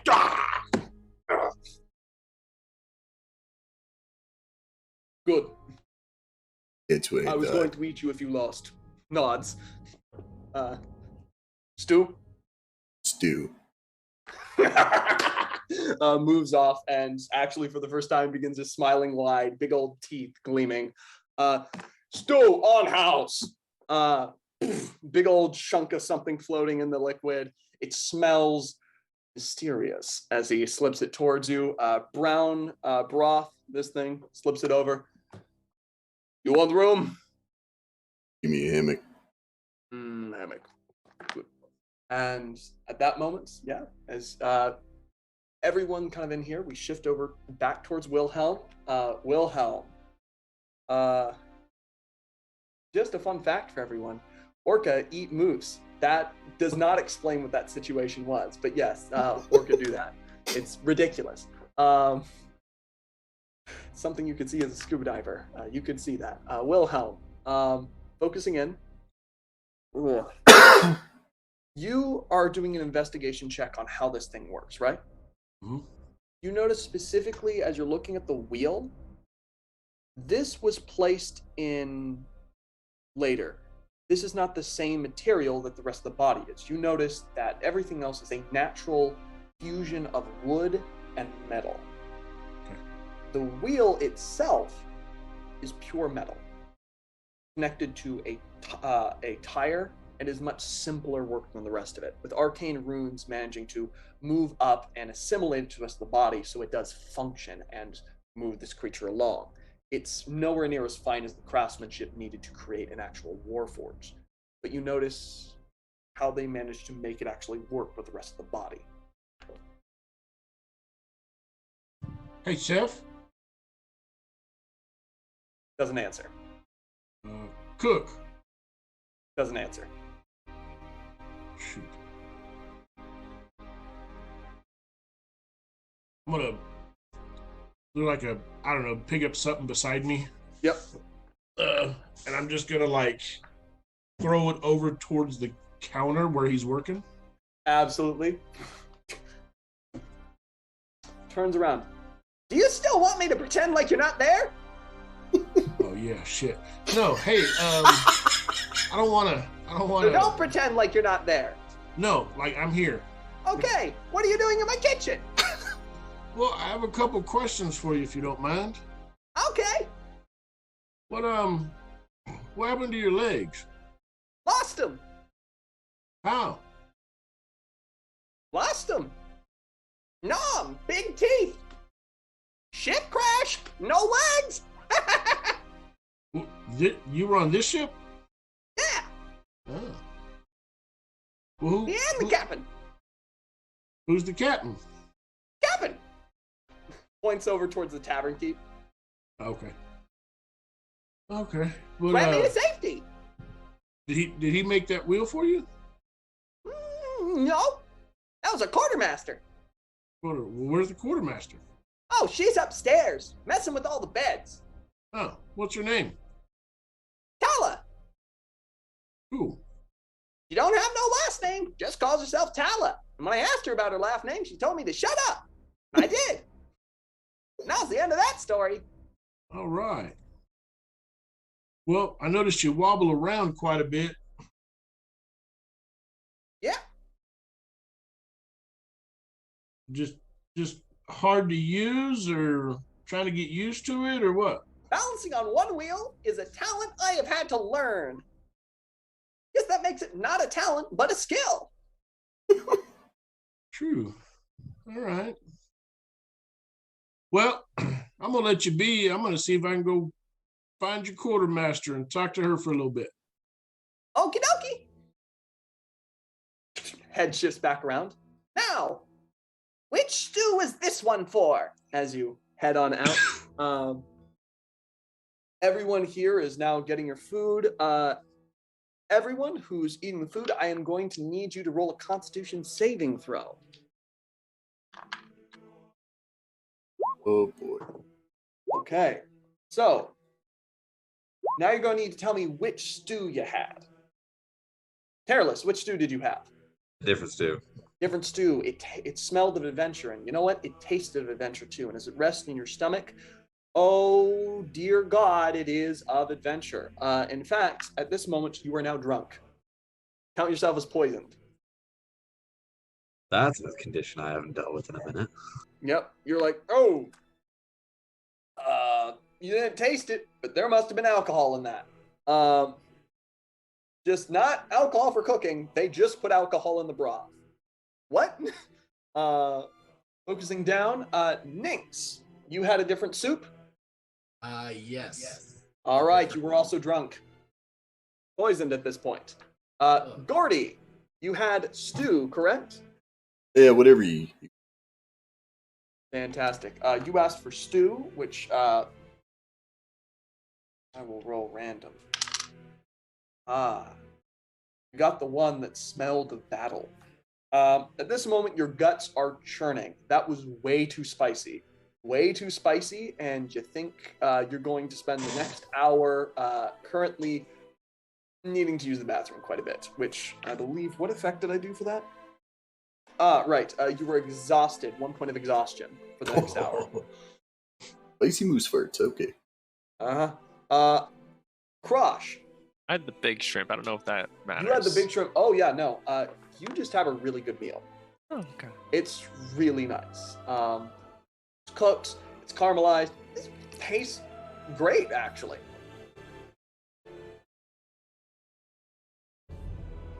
That said, as you all have gotten your individual foods, Wilhelm has not eaten yet. Wilhelm, did you make a Constitution saving throw or eat any food? No, I was kind of munching on the food when I was doing my drawings. My con save was a 23. Oh yeah, you're good. You're good. Yeah, it tastes of adventure, which I more mean to say, it's bizarre. Like, it does have a savory taste to it, but also like the texture's a little weird. And biting into those weird sphere-like orbs, you think, okay, that's either onion or orbed carrot. It's a weird and strange experience, clearly cooked by someone who doesn't have a sense of taste. Not necessarily bad, but alien. You're eating like a truly alien thing right now. However, as you're all having this moment, what is everyone doing at this point?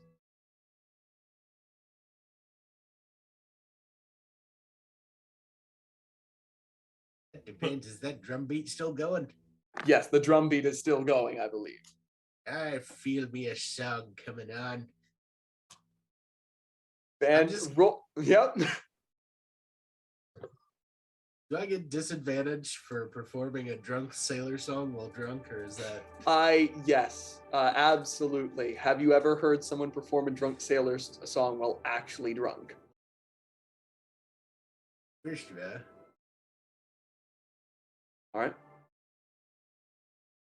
All right. Luckily, here's the thing: when drunk sailor songs have a lower DC than anything, because it's you can get them wrong. But doing that, you start up a pretty damn good song with everyone, singing along. What's the content of the song, or is it just a drunk sailor song? It's a song about seagulls trying to steal your ale. Oh boy.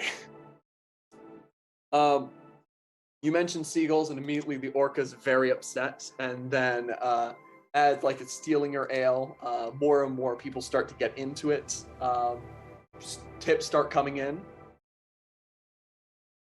All right. I will also show you the tavern you're in. Right here. This is a general map. I'm not putting anything on it. I cannot give. Actually, wait. No, this is the wrong one. Apologies. Let's do this for now. It's fine. I will get you that ship later. That said, as this is continuing about, as you're celebrating within the Wayfarers Wreck, some of you feeling some ill effects of your food, or singing along in a wonderful drunken sailor song. What is everyone else doing? As the crowd is now very much distracted by this, many people joining in. And as the hours are going by, it's starting to get later in the evening. More people are pouring in. I don't know about you fellers, but it's kind of throws things for a bit of a loop, eh? No, I mean in charge, you know. I mean, this is just a first impression, but everything seems pretty great. I mean, he lets those things and he gestures over at the Orca Man. run businesses, so he can't be all good. Yeah, you're getting racist, Gordy. Deal with it. Which, if you want to know his species, he's Trident. I just like making Trident more interesting. So I mean, what's the play here? I don't know. Honestly.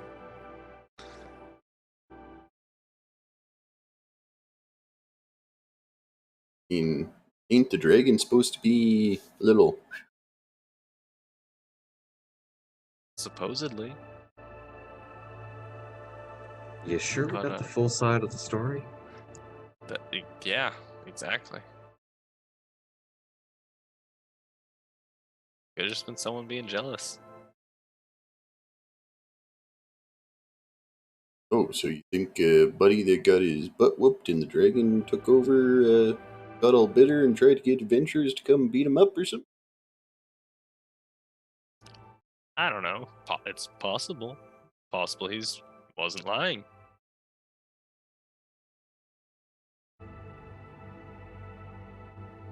Talk to people? That the head thinking types. Okay, well, you're talking to me. So we're blind leading the blind at this moment. Well, what's Nink's? Oh, his pants are off. Okay, here. Fantastic. You hear like immediate cheers in the background, both like, hey, and oh, I don't know. I don't want to see what age does to a body. It gets better with age. The years No! enhance the flavor. Oh no! As that's happening in the background, we come back to Crush and Gordy having this conversation. Beat him over the head with the drums real quick. There's just a whole backdrop of ridiculousness to this conversation. All right, well, you have to wait for Willie to figure. Doesn't look like it's clean cut. Yeah. Oh, also, you haven't had a drink yet. Here, I got a second one.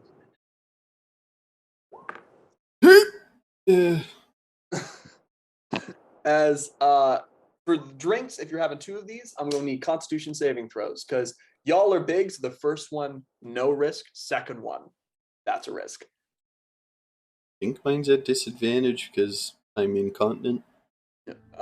Oh. Absolutely yes. Crush. Oh yeah. Crush. This is fine. Truly. Who here knows what like moonshine tastes like? All right. Wave. Paint cleaner. You're drinking paint cleaner. As drinking that Crush, like, ooh, it burns on the way down, but like you're only getting a nice warmth from this. Gordy, with disadvantage, you need to not be here. You need to be anywhere where when you lose your dignity, nobody will see it. It is immediate mayday. You are about to lose fluids from every end imaginable. It's truly horrific. Hold that thought. I need to go see a man about a moose. And I'm gone. Absolutely. You run out to the outhouse and crimes occur. As shifting over, following Wilhelm, as the backdrop of all this ridiculousness, you see Cross drinking, Gordy have an immediate exit from here, Terrorless chasing Minx around with a drum. What are you doing, Wilhelm?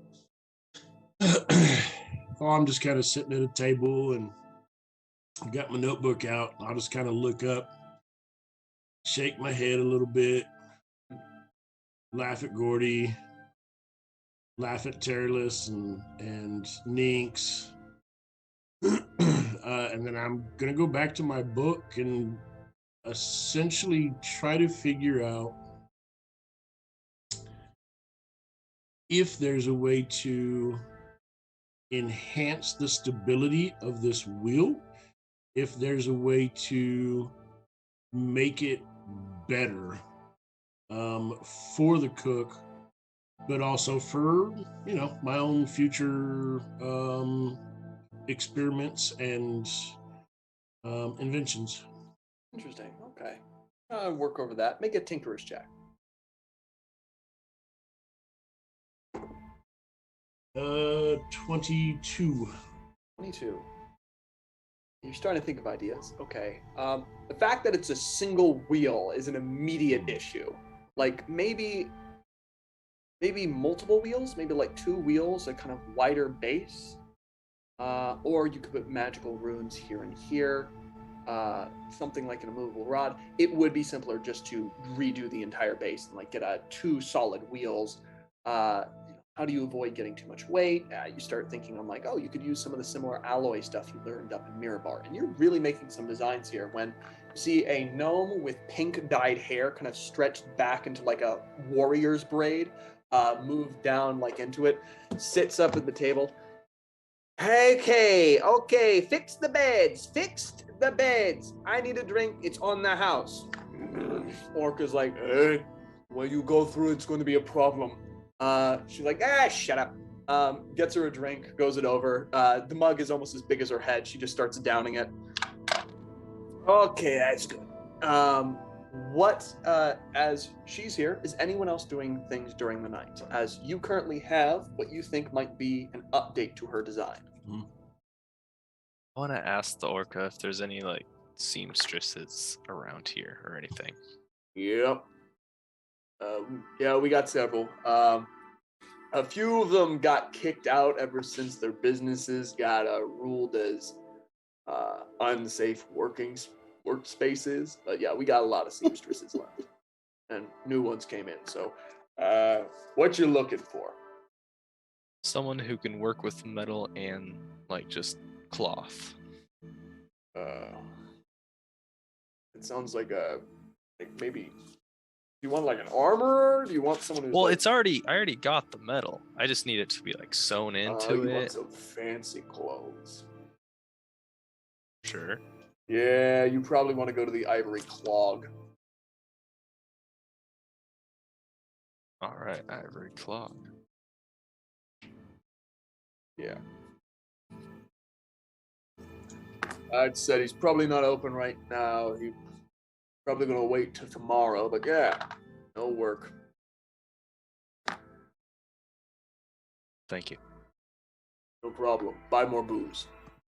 I'll buy another one and down it right then and there. Absolutely. You put the gold down, nods, make another Constitution saving throw. Yeah, you're good. You're like, this is great. Your cheeks are burning, but it's like, oh, this is exactly what you were looking for. Someone who knows how to make a drink that gets the job done.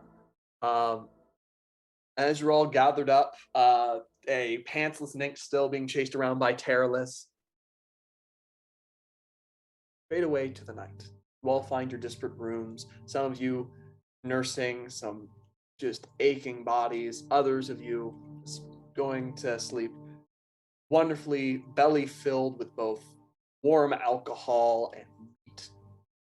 You all find your own places. Some of you sleeping in a hammock area where you're there with like 9 other people in the same room, just hanging from hammocks, very much like the bottom of a ship where you just be single hammock, though it's luckily wrapped up in a way where you're basically cocooned in. It's the same way, so like in a swaying ship you wouldn't be knocked over, or so a drunk person won't fall out of the damn hammock.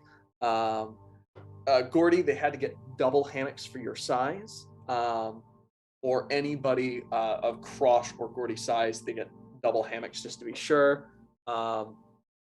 For someone sleeping in the nice room, you would move up to a bed with brass and copper metal at the bottom of it.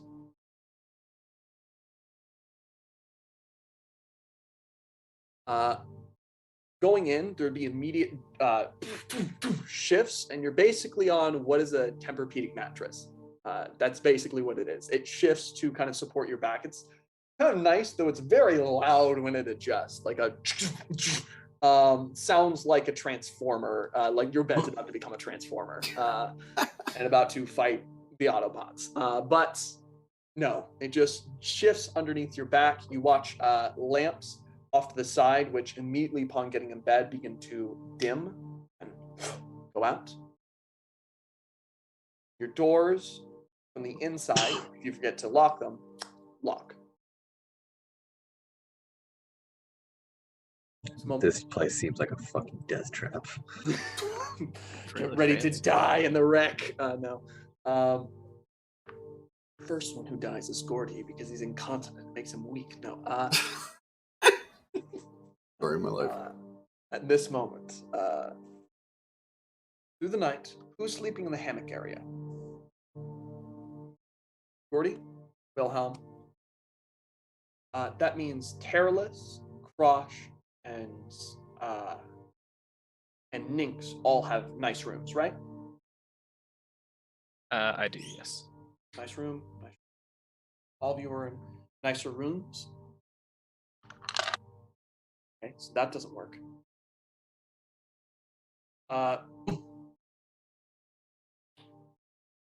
Careless. Someone jostled your door from outside. You heard some scraping along the lock, a low curse, and then silence.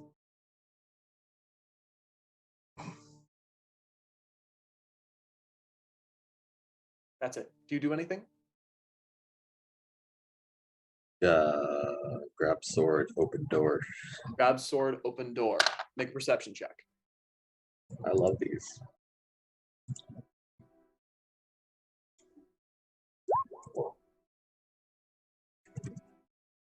You see a broken lockpick and nothing else.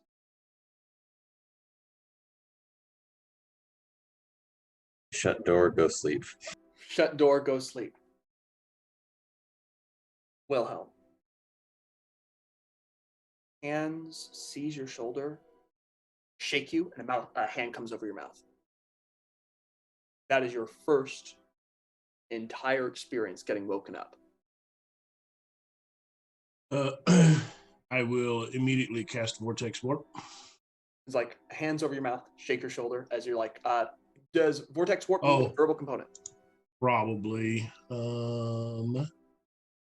It does. You stare up into an elven face, missing one ear, their finger gloved and up to their lips going.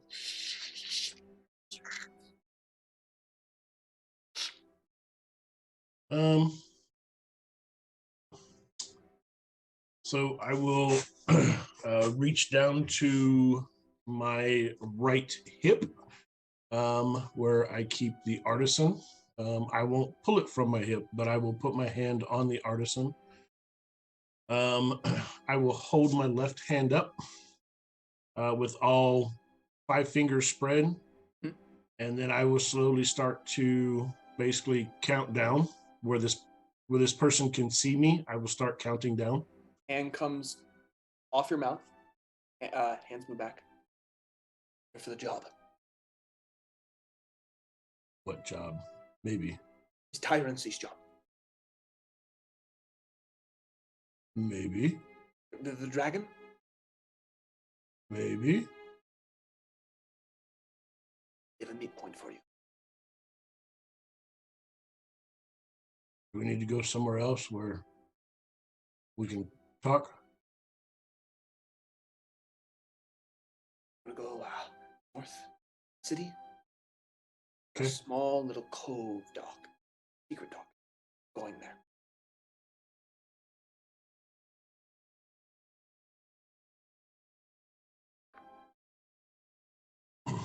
Okay.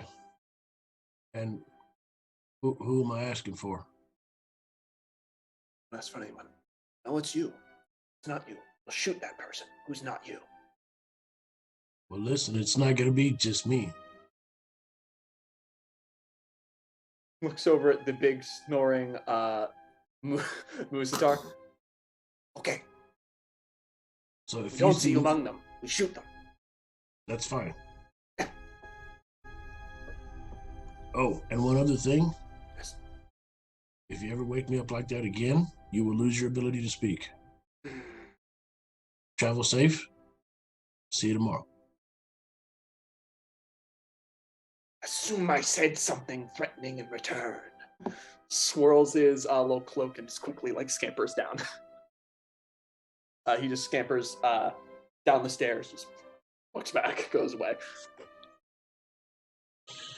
All right, well, I guess that kind of answers that question.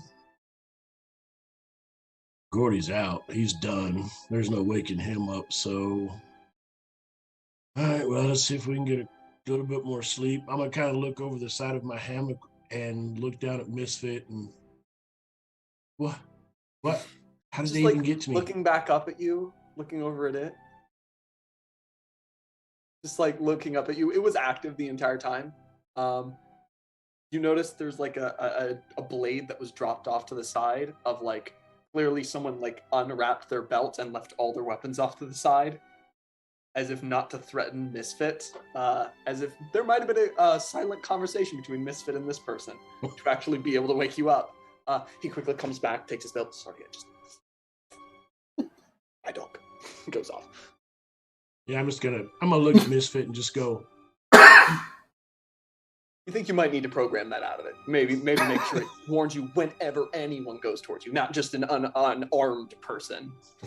Might need to that's very annoying. All right. Well, I just like to look around and make sure George is still here. Mm-hmm. And then I'll roll over and go back to sleep. 100%. Go back to sleep. Morning comes. Gordy, headache. The rest of you are also awake, slowly coming to. There is kind of a chime that comes from many of your lamps. Immediately a sunrise occurs. Kind of lightly wakes you up. If you ignore it, the blinds just close and you're shrouded in darkness, allowing you to sleep further on. For everyone in the hammocks, you're generally woken up when everyone else wakes up. Gordy! Eh, How you doing? eh. All right. Hey, listen. I guess everybody else is still sleeping. Your dog almost let somebody kill me last night. What do you mean? Well, I don't know, some little creature dude. I don't know. What was he? Half elf? Elf? He was seemed to be an elven man or maybe a half elf. You weren't quite sure. But he was missing an ear. Right. Okay. Yeah. I mean, elven or half elf. I don't know if an elf loses an ear, is he then a half elf? I don't know. But anyway, I got woke up. Asked me if we were here to do the job. The job. Yeah. And I didn't confirm, but he gave me a location for us to go and meet the guy that posted the job. So, I mean, it's a lead, I guess. He said it's just north of town, some secret cove dock, something. All right. Well, ready. Ready's out. I mean, you're alive, so I guess Misfit's job, right? Yeah, so let's go wake everybody else up. Yeah, who's your good boy? I give my Misfit. You scritch along metal. It, of course, whether programmed or not, just kind of leans into it very much. It's you need to fix that. It needs to warn you about anything that comes close to you. Clearly it was aware. It was watching the guy the entire time. They had a whole silent conversation. Yeah. That's perfect. Don't touch him.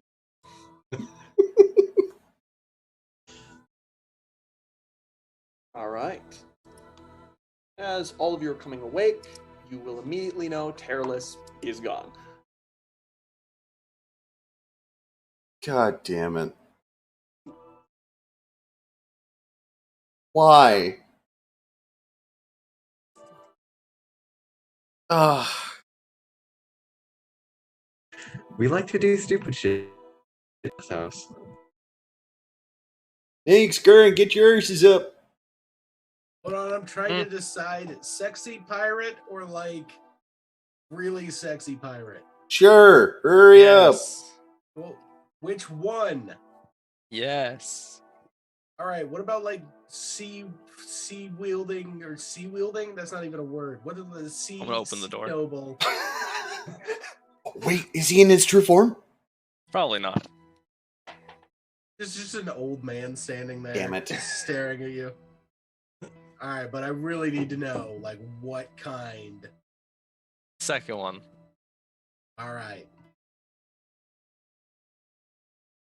I don't have the clothes for that. We're gonna need to go shopping. Hey, perfect. All right. Shopping, and then what are you guys yelling about? Yeah, what happened? Well, I had a visitor in the night, not in the terrorless visitor in the night kind of way. Wait, what happened to Terrorless? I don't. It's terrorless. He'll show up eventually, or we'll have to go rescue him again. Who knows? But I was woken up in the middle of the night by some elven dude missing an ear. Asked me if we were here to do the job. And gave me a location for us to go meet him and find out more information about this job. I'm walking off to Terrorless's room. You find it open, empty. Any other signs of anything happened in here? Make a. This is investigation.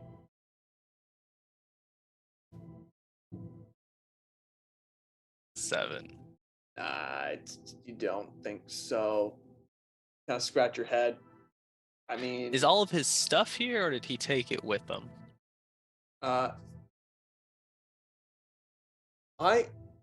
Terrence, I imagine took it all. Yeah.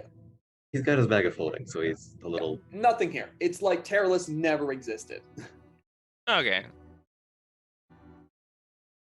That's whatever. Doesn't look. There No, seems it no looks sign of Clergy? a clown orgy. Not yet. Maybe later. There are signs of a clown orgy that we recognize. Yep. Clergies are very obvious, guys. You officially write down a bonus. You have +5 to recognizing clown orgies. You can write that down. To any check made to recognize a clown orgy. One day that's going to become very important. Very.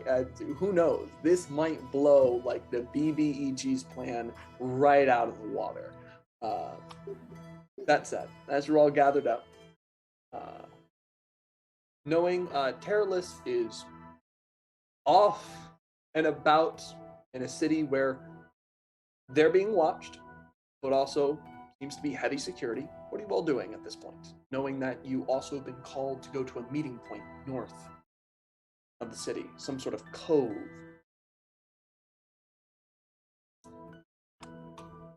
Well, do we gotta stop to get Nynx's hosiery before we go? Oh, I definitely prefer it. I You mean- go to a new place and look normal. He was showing everybody his junk last night, so why would he have a problem doing it today? What happened last night was because that stew toxified my brain in common sense. Or if you didn't make fun of me for that. Yeah, that's not gonna happen. Fine. By the way, is that part of your shtick where you actually make it like look like a lightning bolt? Can you do that? Oh yeah, just it will. Oh, Kind of cool. Anyway, Oh yeah. All right. Well, let's go find him some clothes. Maybe we can find this seamstress thing that Crosh wants to find, and we can get Ivory Ninx here some clogged. clothes in the same place. Sounds like a plan. So you begin looking for the ivory clog. Searching about, you start heading through the city. Bright, beautiful, headache worsening day. As you're moving through the streets, you notice many people are kind of generally moving about. They've made further progress on repairing the roof on one of the buildings at the outskirts of this port city. Guards are patrolling almost at all times. But generally, they just give a wave and continue on, not having like a. It's this strange moment of clearly they're armed, clearly they're here, but there's no general intimidation of the populace. They're just constantly there.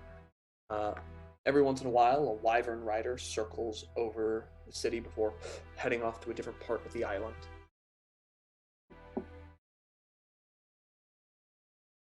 But you begin heading over towards this establishment, the Ivory Clog. It is a small place, further away from the docks, currently made of like some sort of rosewood paneling, big door set in the center, coming up almost to a triangular point, which is a little strange. Many windows looking in, and you see kind of displayed a variety of fairly fanciful garb. You see several fine dress suits as well as like doublets. You also see in another corner, however, there's like entertainers' costumes, what looks like just a lord's outfit. And you very quickly figure out this is a costume shop. Some people call this a costume shop. I call it an opportunity. I was gonna say this is exactly what we needed. Yeah. The Ivory Clog, as you step inside, the door opens and you hear this big old draconic roar that shakes the entire building as you see an arcane rune just goes off. As turning around, you see this halfling currently on a swivel chair just turns around towards you. Theater troupe work already on it. I am all set. I cannot do another play right now. Hi, you do not look like a theater troupe. That were you, Pong. And I will throw up some confetti in the air using prestidigitation. You throw up confetti, looks towards you. Okay, fabulous travel gear and weaponry for a theater troupe, but sadly, I'm sorry, I'm currently all up. We have enough theater troupes and mummers, which I am currently all booked for. I am sorry. No matter how much you pay them, 9 women, a baby in 1 month can't make. You can't do that. So, can't do that for you. But, what? If you got like a small order, I can do that for you. Yes. You are a weird theater troupe. We are you aware of the LARP theater group? LARP theater group. We pretend to be famous adventurers. Oh, We reenact famous battles. oh, that's a fantastic Gordy Moosleton costume. And then all that you have the little construct. How do you make that construct work? You got like 2 tiny little people in there? Phil and Barry are in there right now. Don't worry, we'll find a way to get them out. Okay. I see. This is fantastic work. I gotta say. And this guy, he's got the like little. Okay, I get it. This is your crush. This is your. Who are you though? You like a director or? Stage production, props, outfits, costume design. Okay. I don't want to say I do everything, but the lifeblood / beating heart of this organization sits right here. As we always knew. Yep. Yes. Yeah. Basically, as we always knew, that was. Okay. So, I can do a small order. I'm sorry, I probably can't do a full show right now. I'm working 3 shows at once. Everybody who works for me is working night and day. We are too busy for anything major, but maybe a small order. Maybe a small order. What do you need? I think Rick, and I'll point towards Crush. Okay. Rick may need some adjustments to his outfit. Okay. Me, I just need a couple of fill-in stuff for background characters and stuff like that. All right. Okay. We could do that. I have some costumes already set out here, which you can peruse if that's going to help fill out the background characters. But Rick was it?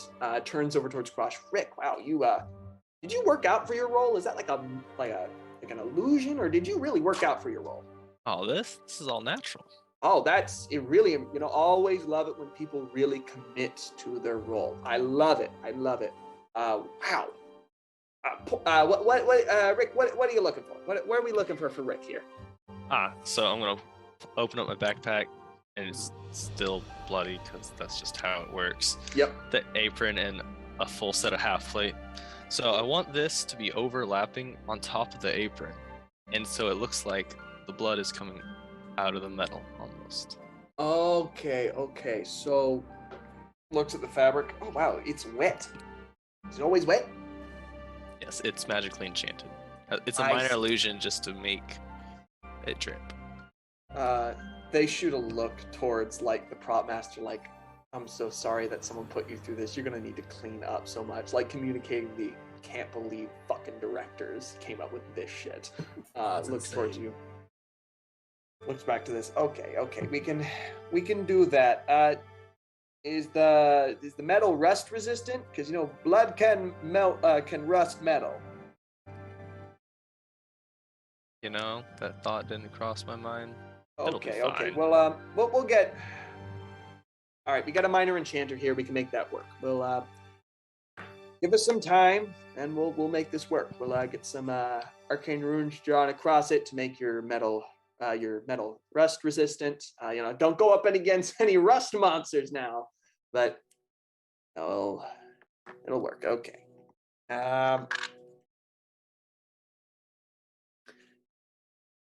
I can rush order this. We can get this done for 20 gold pieces. Give me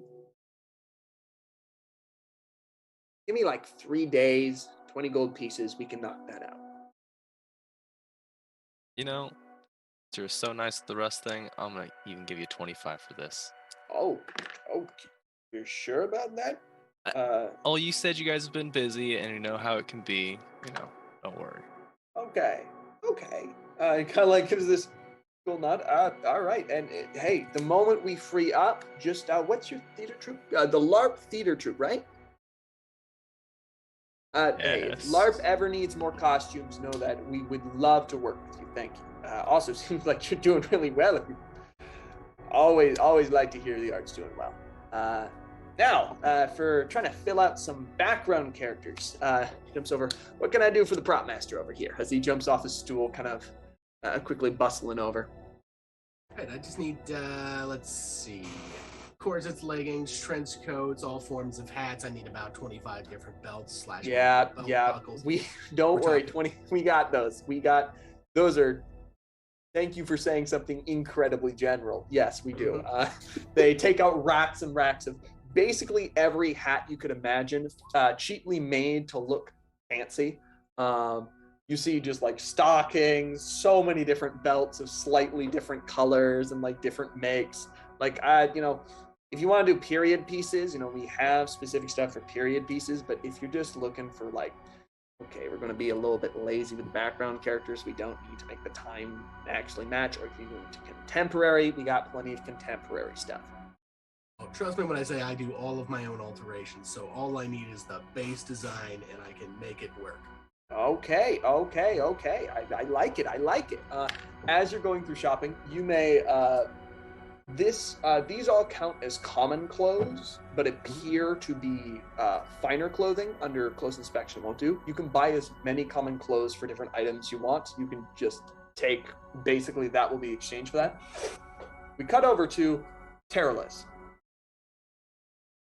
As you're in the middle of Mintarn, trying to get up to what you generally get up to, how are you going about searching for what you're searching for? illusion, like AL, not illusions. Okay. Illusion. Making comments, generally being a little bit vaguer about it, trying to find the circle that we know what we're talking about. Also, make a deception check to kind of like, I think deception is the best you can get for what you're trying to do. Yeah, I've got the enhanceability up, so public. It's a 30. 30. Okay. You're searching around, and as much as you're putting in illusions, like you're trying to look for the people who like this guy's a criminal, or like these guys might have their ears close to the ground. You get nothing. And very quickly realize they're not like turning you in. Some people are like, I'm sure I don't know what you're talking about. Other people, one of them just kind of shrugs and says, look, I know where a good party is, but I don't think we have any parties here in Mintarn that get that wild.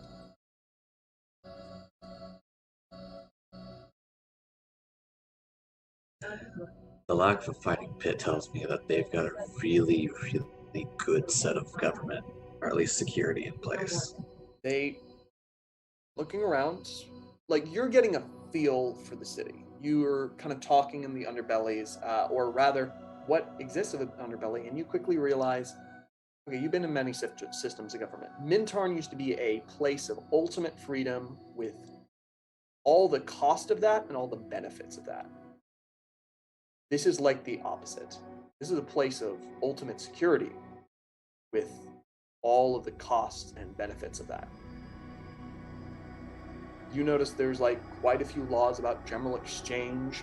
Market prices are heavily controlled. Nobody can charge above a standard price. You notice you even notice like people talking about inspectors checking out their businesses, knowing that we need to get ready for next inspection, or like generally they're trying to get you out as soon as you start alluding to the fighting rings because they're worried about inspections and they don't want any of that here. And you constantly see guards. There are guards everywhere, always patrolling, and probably specifically around you, always guards. They just always happen to be there. At this point, we're just gonna approach the guards then. All right. We're gonna meet that asshole. Walking up to them, there are a variety of people here.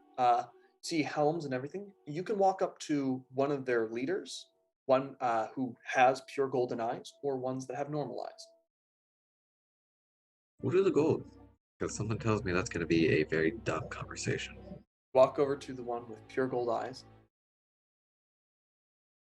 How can I help you? They have a kind of long goatee, scars along their cheek. I want no bullshit. What's going on here? What's with the gold eyes? What's with the enlightenment? What's going on? We are running nation. I am helping guard it. Gold eyes, enlightenment is all what you see. But what does that entail? What does he do? What has he shown? What He caused you to blesses become waters enlightened? through a magical process. Drink of it, we gain the ability to tap into our shepherd's perspective. His perspective. Yeah. As in his mental condition, as in his way of thinking, his alignment. What do you mean? And it pulls off his helmet. You see like slightly pointed ears. I am going to live for maybe 200 years.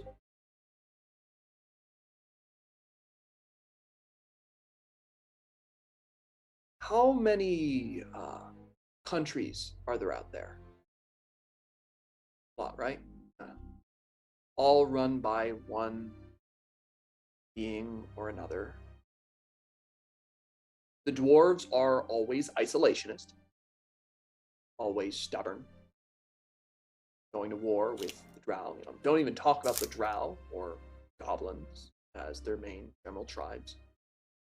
Oh, you can talk about many other cities and countries and places, all run by people who are short-lived.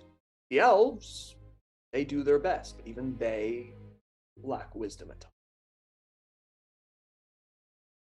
How many wars are going on right now? How many unnecessary violences, cruelties that repeat themselves endlessly throughout history without anything ever getting better? Progress is gained, and then a god is assassinated, a spell plague begins, or any other number of terrible things. Evil is backed to the gates, and then someone makes a deal, and they're back in force.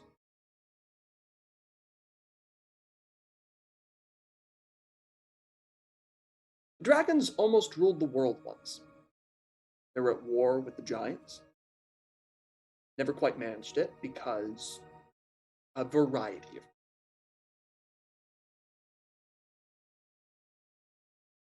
One must wonder what would happen if the world was ruled by people who could experience life for thousands of years, whose life was measured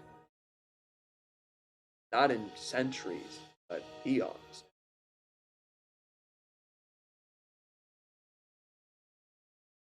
Perspective means I can understand both the fact that I have a family, that I have people I love, that my life is important to me. But on a grand scale, many of my own selfish desires do not matter more than the greater good. Do I want at any moment to live a cushier life? Would accepting a bribe really enrich me? Maybe mean I could treat my family to more luxuries, be in a safer state. Maybe I could pass something down to my son. Sure. But I would also start a precedent. I would, in that act, weaken our country, weaken our security, and weaken justice as a general concept. So, of course, I will not do that. Do I sometimes feel tempted to be a coward when faced with someone dangerous who might threaten our country? Yes, I want to live. But I know my life is less important than the safety of my country. That is perspective. And I have it. I am blessed with it. I live a happy life and yet understand my happy life is very, very small.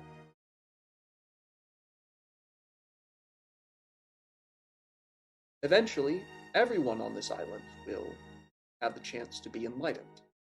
It is something we are working towards. And then everyone will be happier for it. We have a queue of people who want to be enlightened. If you'd like to learn more, you can certainly talk to some of the druid circles we have around here, who help in the enlightenment process. Can you direct me to them? Sure. We have a few representatives here in the city, and if you'd like to go further into Mintarn, you can fill out the proper paperwork and make a request. Take me where I gotta go. All right. And they begin leading you off. We fade into the main group. As you all have selected every bit of costume you could want, let me just make sure that nothing's cool. Nobody is currently giving me PMs. Awesome. So, as we focus in, sorry everyone, I just generally like to check now when people are trying to do secret things. As you gather up all of your costumes, is there anything else you'd like to do in the Ivory Clog?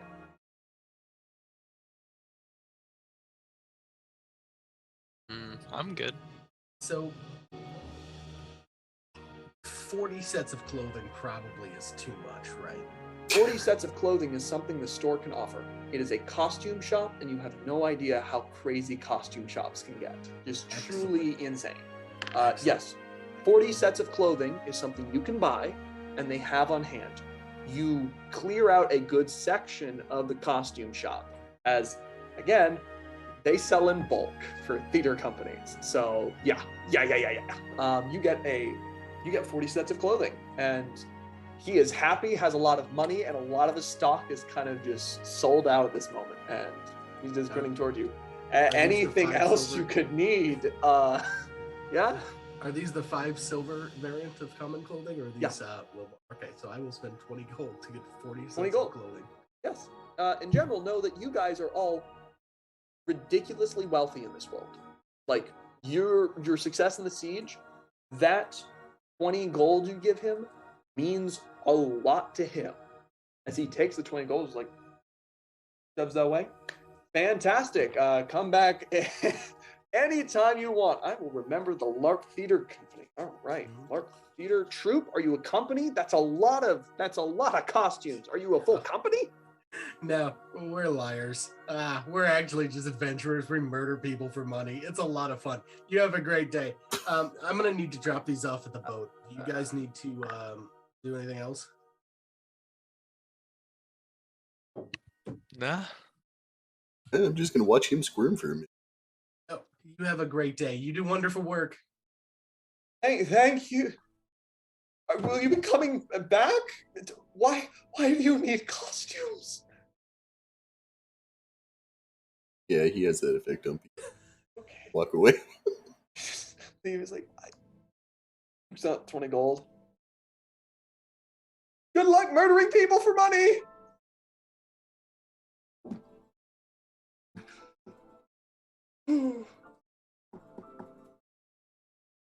Obviously, legally. That's the last thing I said before the door. We have a closed. legal mercenary license, of course. Yeah. As you're all moving about, and you have 40 sets of clothing, what are you all doing at this point? General atmosphere down. Yeah. Make an insight check.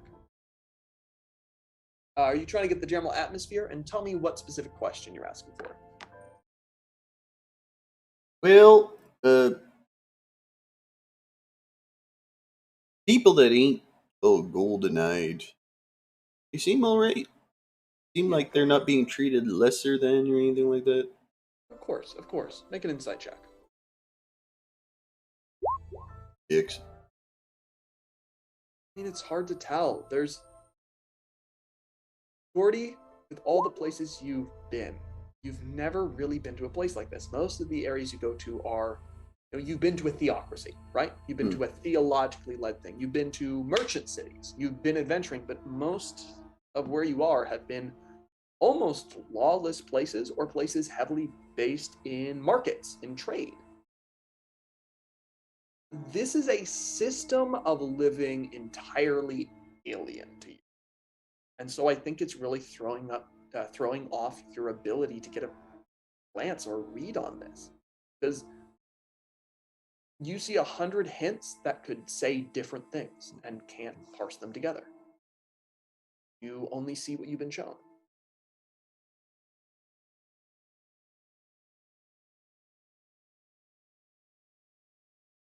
Absolutely. Moving on. All of you move through the city. Is there anything else you're trying to do? I'm curious, are we still being followed without Tireless with us? With Tireless, not you don't seem to be followed. I mean, there's almost always a guard somewhere, but they're not like, you don't see like 3 people moving out of an alleyway. I'll allow you to make a perception check, however.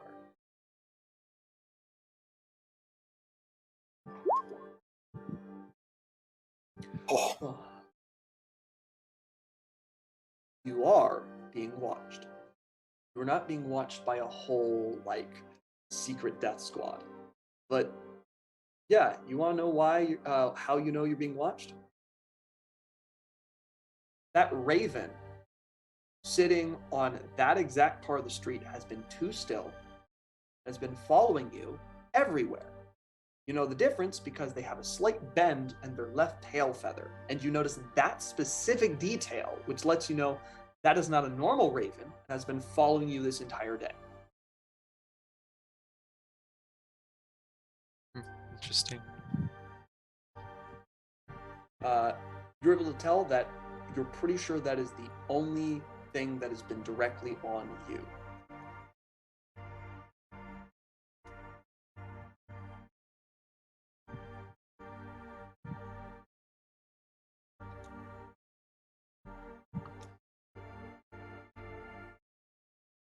I only have one plan, and that's to drop about 39 of these costume clothing off the ship, because I am not walking around with all these. 39 of these costumes, just drop them off a ship or dropping them off at the ship. I was thinking, like, just gonna, what madness is this? Buy 40 sets of clothing, keep only 39, throw them off the side of a ship. No. Drop them off at the ship so that I can organize them when we get back. Absolutely. You drop them all off. So many different hats and like different accessory vests, shirts, stockings, all set out. Yeah, 100%.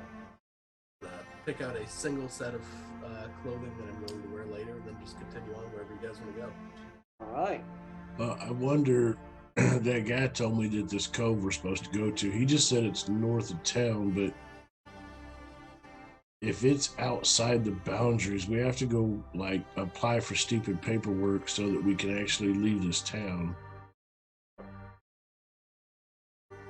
So I guess we need to go find that first dude that met us when we got here. I mean, do we really have to? Going Well, explorers after us. Well, I Yeah, but- assume we'll talk to him at the gate at the very least. Yeah. And also, what is outside of here? Anyone know? no, I've never been here, so I'll glancing over, I'll tell you the general stuff. You see a big mountain range off in the distance. You see a castle a little farther up on a hill that is currently under repair. You look to the side and see a big jungle forest stretching on and see the rest of the coast.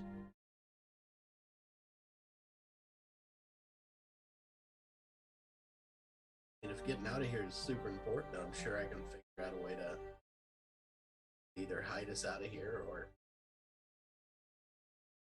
I got some tricks. I really don't want to get enough of that. Sure.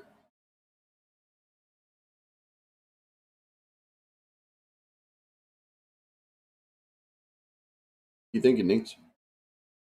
Well, I mean, if I could get some of that iridescent ink, I could make us some papers or turn some people into dolphins and submerge our way out of here. This is not. I wouldn't. Yeah, different. Yep. I would never. Why are we assuming they're not going to let us out? Honestly, we could just ask them. Yes. yeah, they'll let us out. I mean, my only thing was we have to fill out that stupid paperwork, so. And I don't know that I could be a dolphin and swim away because I mean, I got Wilhelm and George to worry about, so. Well, I think you'd make a very beautiful dolphin. Okay, well, Ninx, you got your stuff dropped off? I do. All right. Well, are we going to wait for Terry? Or are we just going to, like, take off? Oh, here, let me go ahead and solve that quick question. I'm going to just kind of look over out at the horizon, and I will say, Terrellins, we're back at the boat. Are you going to join us, or are you just going to continue to fuck off for no reason? I'm going to cast Sending. We switch over. Terrorless, before you receive this message, you were led to this kind of large building that seems a little different than the others. Clearly never had existed in this place before and is actually cracked out of the stone, grown from a variety of different roots and branches that grew in the shape of a house. Out front, there was a banner, yet another one of those waving golden banners, as well as a separate one, a little bit smaller, flag waving at a lower point that just shows a green crops of jungle trees all twisted together in a knot.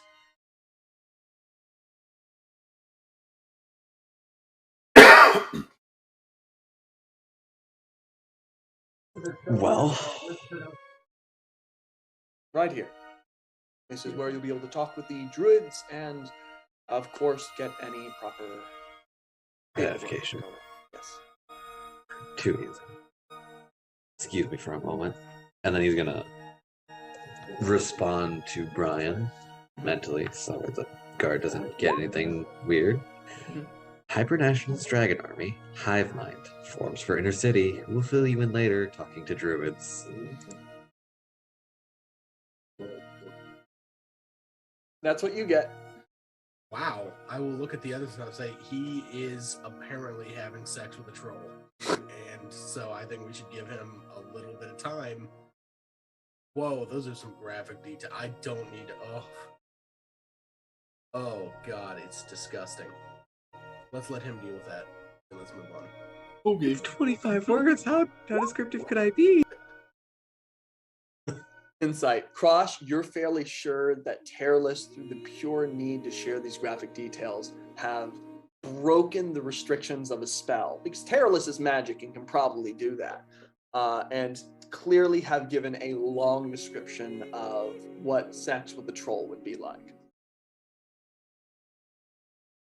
Well, that sounds like him. So, as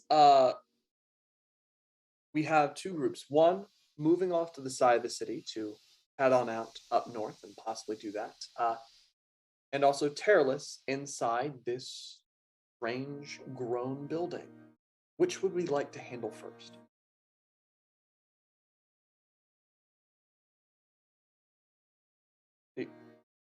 Do them. Let's Roll for handle initiative. Terrorless, and then we'll Fuck. throw you guys back to the city gate. So, Terrorless. You look inside, there's some sort of nice smelling, like floral incense. You see behind, there's this big old fur bull, big muscular shoulders. She is wearing some sort of dress of like woven silk of pure white. It is like some sort of strange wrap, a single piece of continuous cloth that goes around and winds around her body. She is currently sitting at some sort of like tree stump grown out of the ground but alive with mushrooms. It is completely different from the rest of the city. There's no desk. There are pieces of parchment, but she's sitting there currently looking up at the ceiling where you see multiple different pieces of glass glint like stars. Well, because I've pissed off druids in the past and I'm not about to do it again, we're going to start taking off the half plate and setting all of the metal bullshit at the door. You set the metal off. You watch a like slight facial twitch on her face before she glances down at you.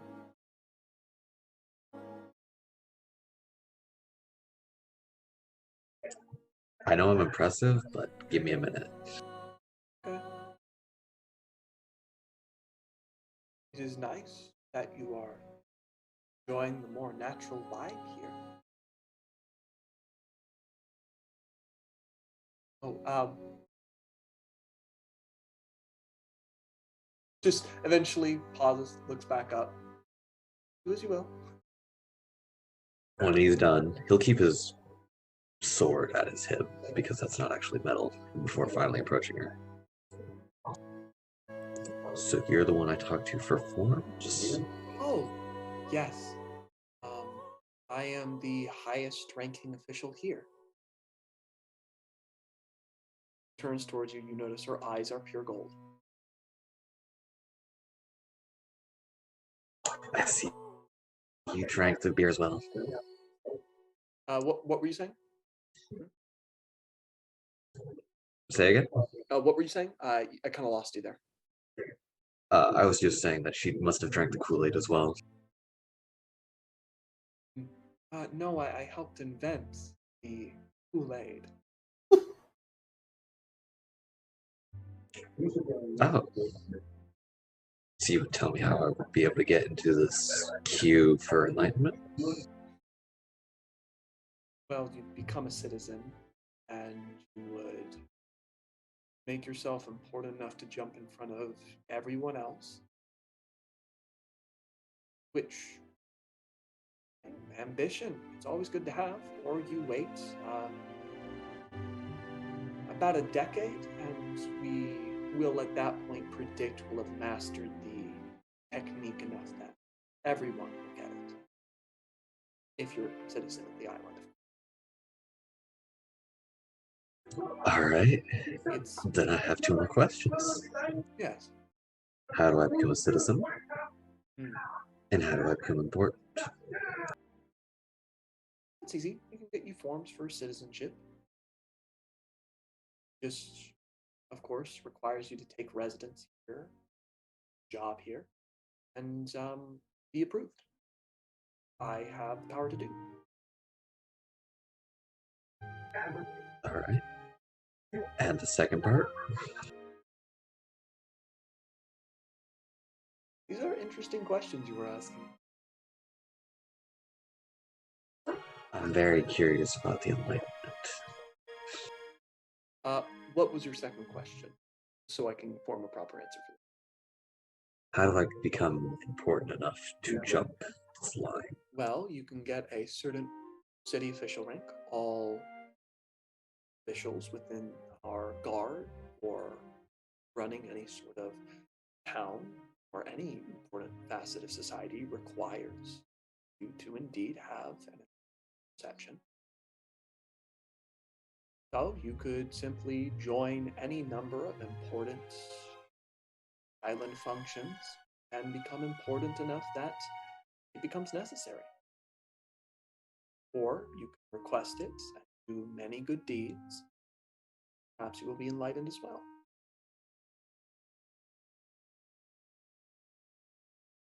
So if I ran for president, That isn't quite how this works, but theoretically, well, I feel if you change the way the government works here, then enlightenment, but we still kept enlightenment around. I feel you would then be in charge of how enlightenment works. Like, this is an interesting hypothetical. I meant like If you become very important, yes? I were to attain a government position. Yes. If President is just the first one to come to mind.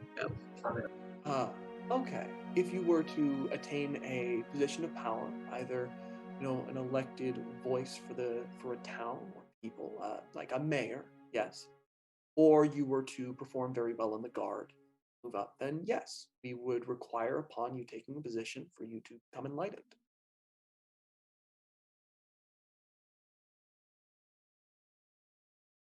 Well, I'll have to fill out all this paperwork then. Oh, it's quite simple. Takes a piece of parchment. You watch her take a quill, dip it in some ink, and iridescent ink. Just write out a quick name at the bottom. So, what are you trying to do? I believe you are not actually trying to join our guard, become a city official. Though I'm sure we can start you off with the guard. We can get you in a training program, certainly. But something about you makes me think that isn't what you're looking for. I've done a little too much guard work in my life. I'm looking for something more administrative. Right. So you want to have an administrative. Well, you'll need to be put up for possible election by the people of the city. So, of course.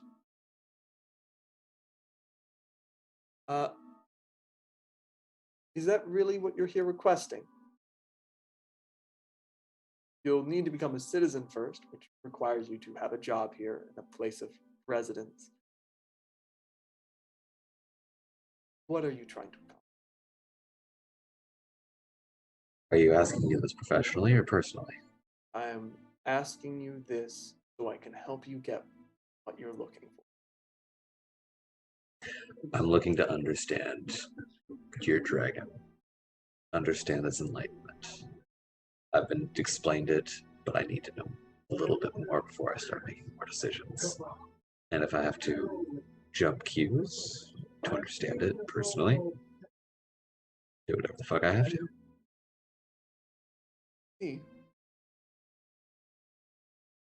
I could request an enlightenment for you. Can you request an audience? I could. Our shepherd is very busy, but yes, I could request that for you. Fine. We'll do that. Write your name here, and this will be a request. Fair enough. Scribble name. That holds it up. You see a bird quickly fly down. She ties it to its leg, whispers some sort of incantation in its ear. Its eyes flash gold, and it flies off. The eyes flash gold. Yes. Of the bird.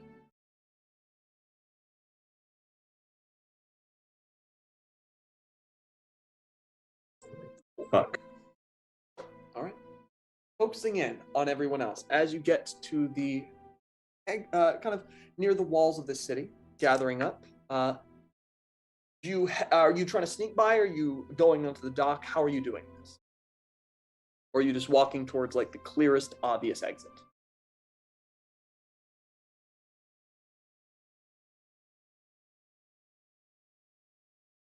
Oh, am I in charge of this? Yep. Head to the clearest, obvious exit. All right, clearest, obvious exit. You walk up. You see about 5 guards here currently, standing on kind of like an erected wall around it. Only one of them has golden eyes and has a higher rank badge. The others are kind of just standing there. They walk forward and say, "Wonderful. Do you have your papers?" Actually, we were going to ask you about those. Oh. If you'd like to request paperwork, just head over to the druid Ladea. She is, you'll be able to notice her by the grown building. It's pretty hard to miss. It'll have 2 banners in front of it, one gold, one green. It's a very quick process if you have a reason to leave, and just tell her your reason for going out, and she will write you permissions to go to various different places. Oh, that's awesome. And just so that we don't break any rules, because what we don't want to do here is cause a kerfuffle. We were just looking to go out hiking, maybe looking to see the wilderness, because I've been told it's a beautiful island. Oh, Yes. what would the best way? Just to go see that druid and say, hey, we want to just wander about? Or Yeah, no, that would be the best. Then, they just need to make sure that that's good enough reason for you if you are a security threat to the island.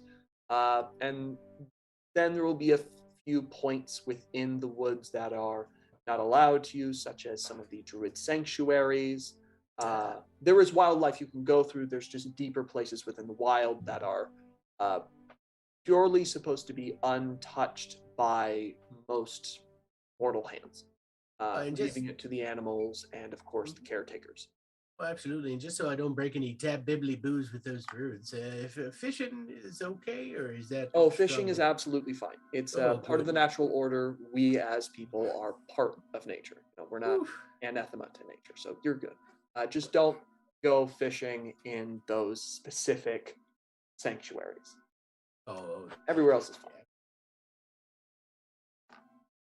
in that case, boys, you guys want to go get some documentation?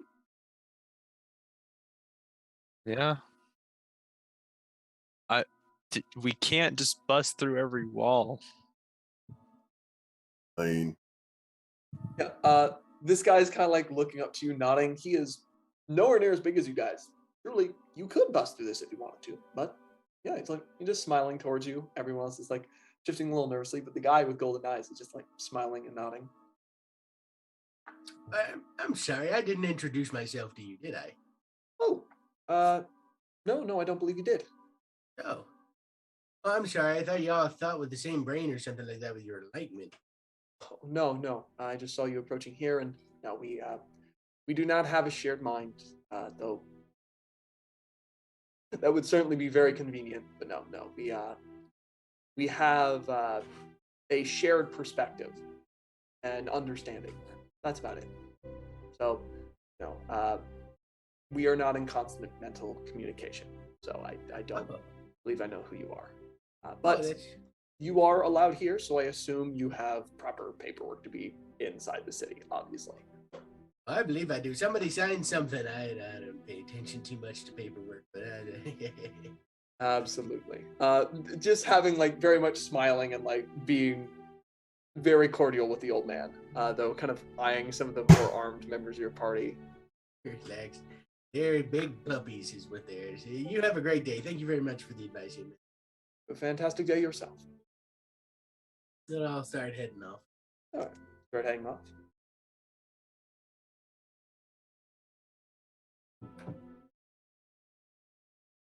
That's weird as hell. So, how are we gonna have a secret meeting? Well, there are two ways to have secret meetings, I believe. First way is to tell everybody exactly where you're at, hide nothing. Because then they all have documentation and they feel like they can't have a secret meeting if you document it. The other way is to tell them you're going somewhere else and just lie to them. Just lie right to their faces.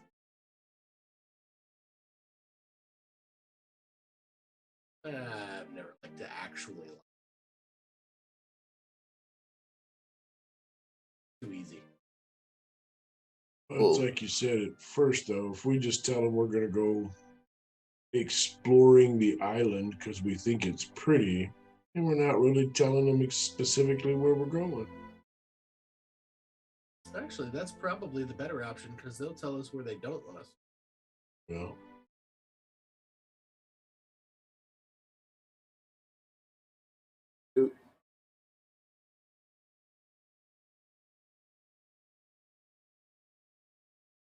All right. So we'll head over there, and Terreless, as you're having this conversation, a group of your friends begins entering through the front door. We're going to take our break here. All right, you have decided not to fight the guards, but instead get some proper documentation. Thrilling D&D stuff. I'll see you all. We'll be back in about 10 minutes. All right.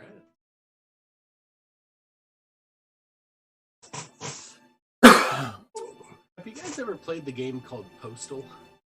Postal? No. Just this for some reason I'm getting Postal vibes. So the core concept behind Postal is you just need to do some basic stuff. Hey. Hi, Jess.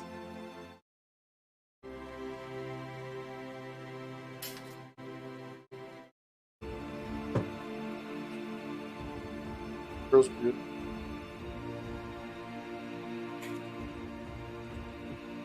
Oh yeah.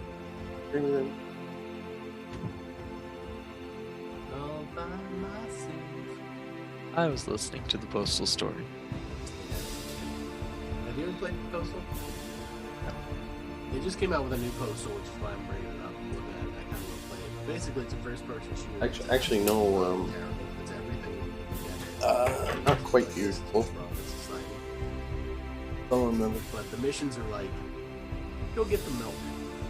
Good thing. You have two options. You can either wait in line for milk, Songs from. or you can walk into an AK-47 and go down every pick up the milk and go back home. It's a harder one, and she. It's a great game. Yeah. Anyway. You can also use cats as. Yeah, they were sharing really good. Isabel was. Oh, with a crossbow? Garbage. You can also use them as suppressors. Yep. Oh, which may have. I think I've created seen a future Postal problem. 1 just off of like YouTube or something. Now, Lily, It is literally the game that was like, Stuff how inside can it of. possibly get banned on every platform? Yeah, I heard of it. I haven't played it. It's hilarious. It really is. It's not like a great game, but it is certainly worth the money if you get it for like really, really cheap. she keeps going for It's the not turkeys. something that you should give to a kid though, because it is fucking terrifying. One of the No, options is damn, to I'm sitting keep here, you know. Postal 4.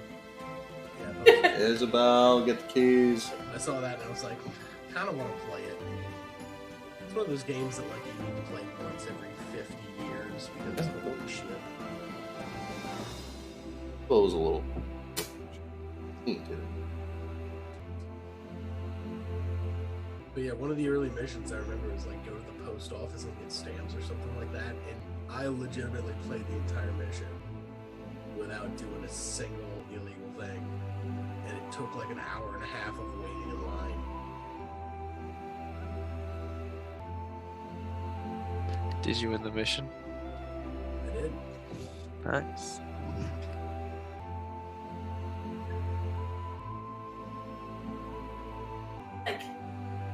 Back on. Postal is a very difficult game when you try not to kill people. I'm not streaming, right?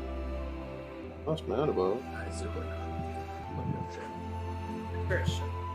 Not like she's not getting. No, we're not.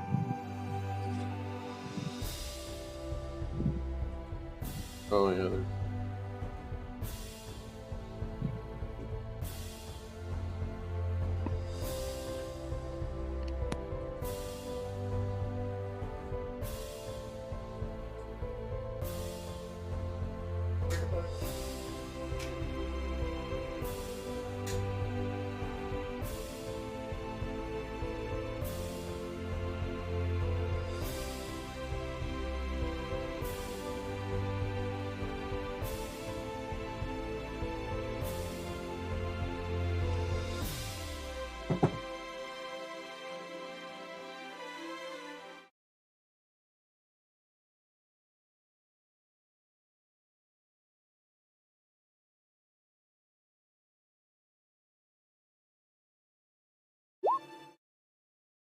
Well, apparently we're actually just on break right now. Yeah, that's what I meant.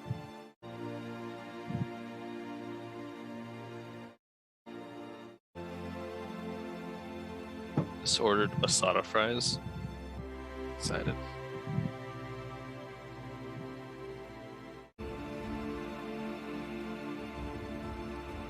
Can't type right now because my phone isn't right.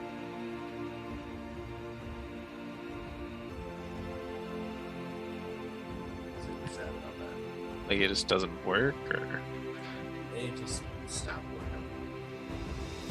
Get a lot of get a brand new phone. oh, I got my car fixed. Yeah.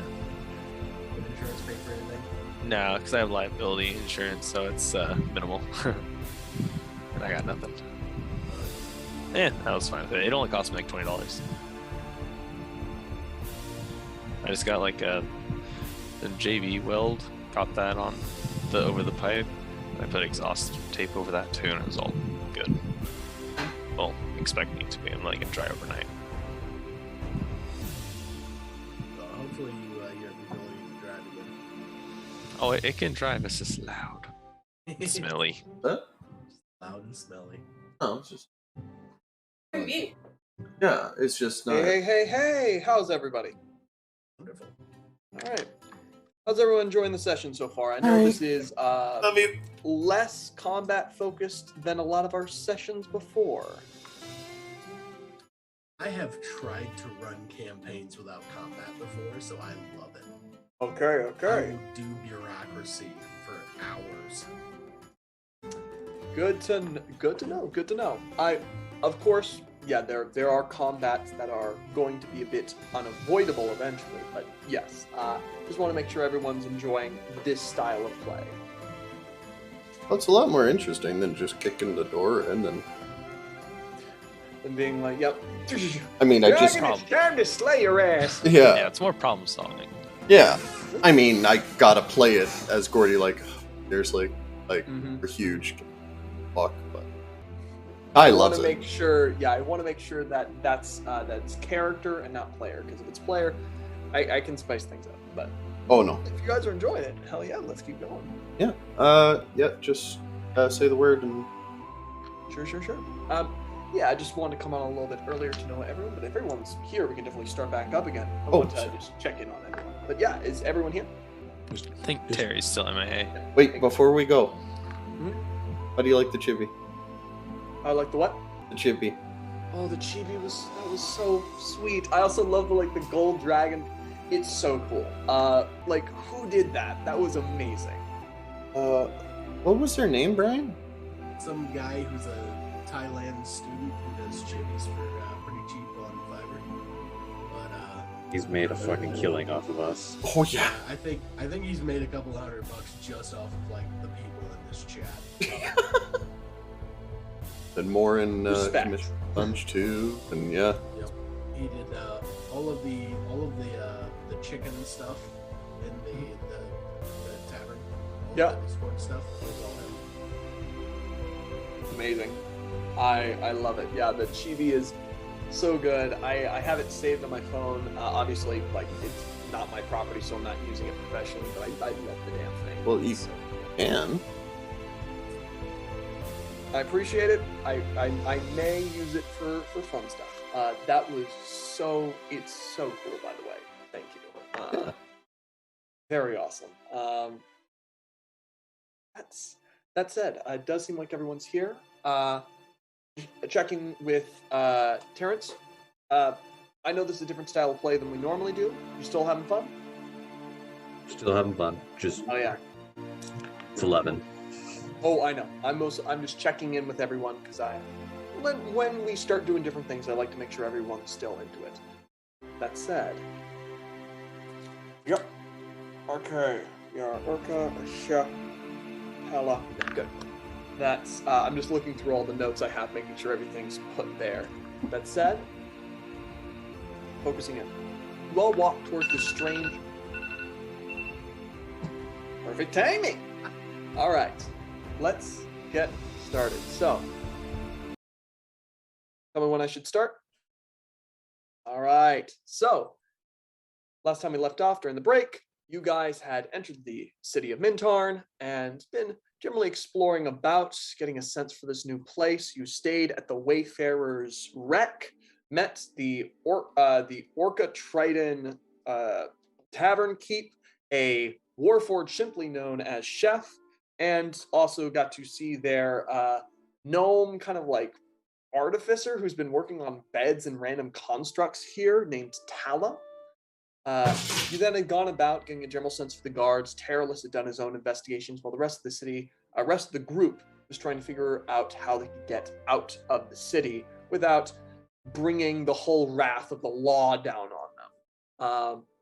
They had eventually headed back over towards this interwoven building of wooden branches and roots that just seems to naturally grow up, a roof made completely of leaves and different bits of wild grass that grow in wild abandon around it, and some strange and almost supernatural canopy. You had walked inside, seeing Terralus actually finishing up a discussion where where a bit of paperwork is sent out, where above them glittering pieces of glass hang from the ceiling like stars, and this big, broad-shouldered, fur-bowled woman in a dress of pure wraps of silk, white silk, is kind of having this conversation with them, sitting on her tree stump. Sees the rest of you walk in. Oh, hello. Hi, I'm Druid Adept Ladea. How can I help you? As we walk in, just gonna walk over to Terry. It's like one of my kids, grab him by the scruff of the neck. Stop doing that! And I'll put him down, stand behind the others. Which part? It! Stop it!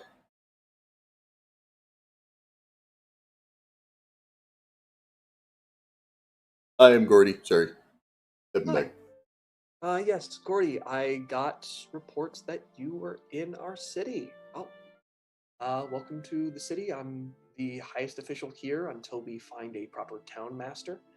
How can I help you?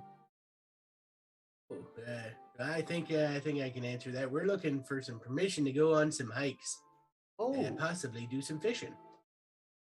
gotcha. That sounds like a lot of fun. You can fish down by the docks here, but I'm guessing you want to go on some more lake fishing or just generally see sights. We can definitely get that done. I mean, with great things you've done abroad, I don't see why not. Will he be coming with you? Pointing at Terralus. Well, we've only got really two choices, and that's he comes with us and we keep an eye on him, or he stays here and that responsibility relies on you.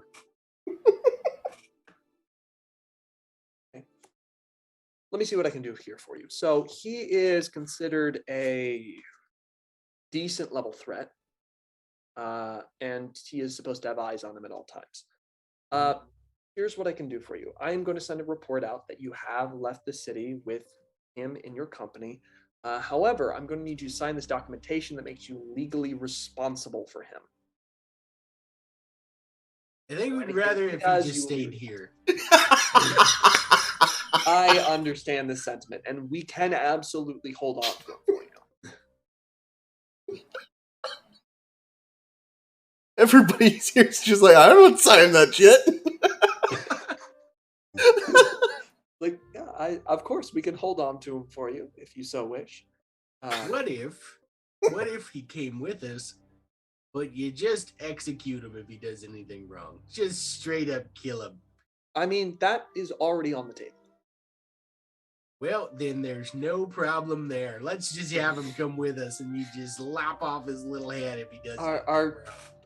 I mean, really, the public execution for him doing something significantly wrong was already a possibility. Your legal responsibility to him will probably never extend to you getting publicly executed, however, because at the most, him committing some terrible crime and you being unable to stop him would be viewed as negligence. I suppose I could deal with negligence. All right, perfect. And of course, the punishment for negligence is community service. Well, I love communities, and I love your community, so that's a blessing, really. Wonderful. Okay, I will define that all, and you just watch as she pulls out like another piece of parchment, scratches out a few things, adds a few others, signs at the bottom. Yeah, just all of you sign right here and take legal responsibility for this gentleman here, and you can be off. I will get you your papers. I will absolutely sign that. You sign that in your name, which is a completely fake name at this point. She gestures over towards everyone else. Will they be the only ones taking legal responsibility, or will you all be taking responsibility? Oh, trust me, I'll keep an eye on him. Make a deception check. I will be watching him. That's his deception here. Yep. It is not bad. So she pauses. I would really like everyone else to sign it. Roll a 29.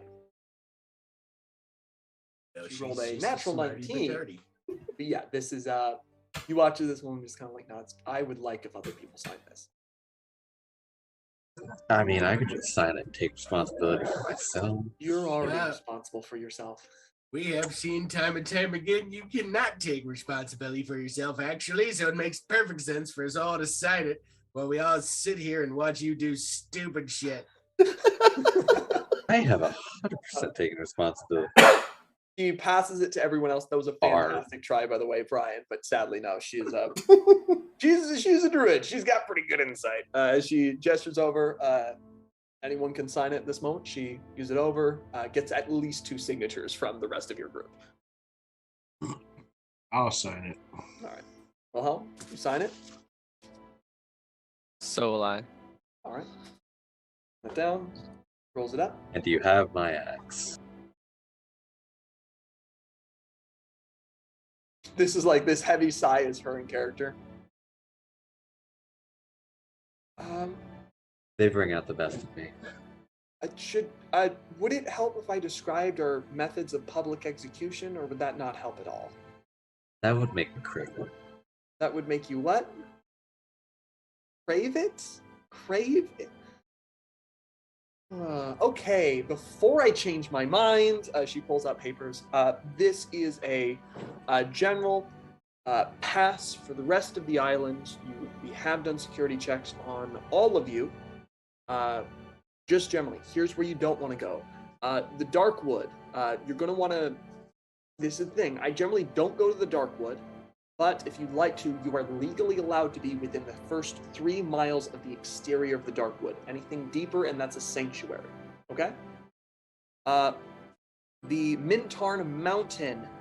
That is off limits without a different pass, because that is where, of course, the shepherd himself lives.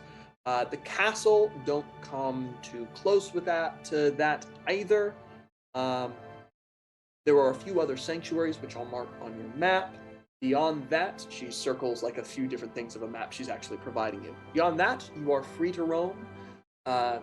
Visit all these different villages. Just anytime you visit a village, we would really appreciate it if you check in with everyone there, let the guards know. Don't come in random disguises. We can even mark it down for you. We'd like this to be as convenient as possible while keeping everyone safe. Now let's just say that I put on a big hat. Yes. Do I have like a paper to sign for disguises? No, you're fine. Just don't, we would prefer if you don't try and trick guards or completely lose any sort of our ability to keep track of where you are. This is also because if any crimes are committed in Mintarn and we suspect someone new, or it has a blade pattern to the wound that is similar to a weapon we know you carry, we can mark out that you were not the one who committed the crime because you're in a completely different part of the country and you'll never be brought in for questioning, no problem. Oh, that sounds much more reasonable. What about like pranks? If I were to prank a guard by dressing up all pretty? No, pranking a guard if you dress up all pretty, I mean, they are guards, so keep the pranks.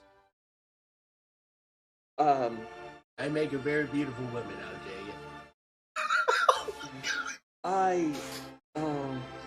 I'm just pulling your leg. Should we be going now? she's like trying to define the legal lens of what pranking a guard is. Keep it non-disruptive. Time is my job, Ninx. Let's go. All right. Yeah, you have your papers. You should be able to travel anywhere on the main island. Just keep that one in your sights. Again, he is considered a decent level threat. Decent, that's not really the official term. What do they call? A town-ending level threat, potentially. So, Not bad. That's I'll take that. generally with general records. Of course, like all of you are considered that, but they are considered more likely to be that to come to that potential, as all of you have magic and abilities that we know of. This one is more likely to use it. So, town-ending threats potentially. So just keep an eye on them, please. What's the next step up? That's considered when you see like a dragon or a lich. That would be a general region ending or ecological threat. And then there's a full national threat. How do I get on that scale? I was gonna say. I Let's not would try to heavily aspire to suggest you that. don't, because when you are a national threat, that is when the shepherd himself comes down with the full army and tries to, destroy you on sight. So what I'm hearing is if you become too strong, he nips at the butt. What you're hearing is shut the fuck up and let's go. It's not really just a strength thing. It's also like a record of historical actions as you're like leaving. Why do you keep... How am I the bad guy? And you're gone. Having your papers, knowing that you can leave town, you're good. So fucking heat bag. Oh my god. By the Oh. way, guys, let's not do anything too crazy. I don't have my armor for 3 days. Yeah, but or my magic. I don't have armor. Have magic? No, but my apron. Oh, Oh shit, my armor. Curse is I gonna don't run have back. my apron either. You begin running back. You're like picking up the armor. She's like, "You forgot your armor, by the way. I just thought I should mention that. Send a bird next time. I was going to, but you came back so quick." Good day. She's just staring after you. I miss the sanctuary. I would be out in the woods, far from anyone, listening to the trees speak to me instead of this motherfucking idiot. As you leave, you are now currently back out in the city. You have the papers. You go up to the guard who just nods. That all looks to be in order. Thank you again. I know we process a little differently here than places you're used to, but we're very happy to have you here. Enjoy your hike. Do as you will. Just remember, let us know where you are. It lets us make the justice system work for you. And the gates open up. I will head out. Fantastic. You head I on think out. that guard practices that line. Once we get far enough away. Roll an insight check if you want.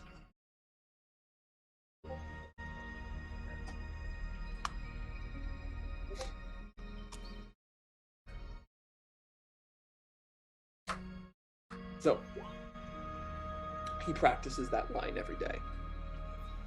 That line is one he specifically practices. He stares in a mirror. He's like, "Well, I'll work for you," like a salesman. You continue on out. You see beautiful, like, green grass in the distance, several different, like, big old tropical trees.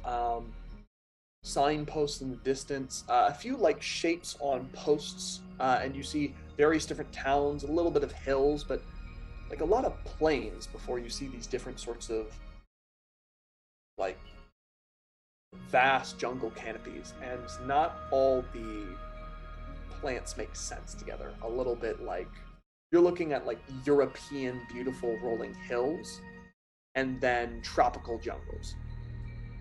But you're outside the gates and can go anywhere you wish. What are you doing? Is there a crow following us? Maybe with like a bent tail feather? Make a perception check with advantage.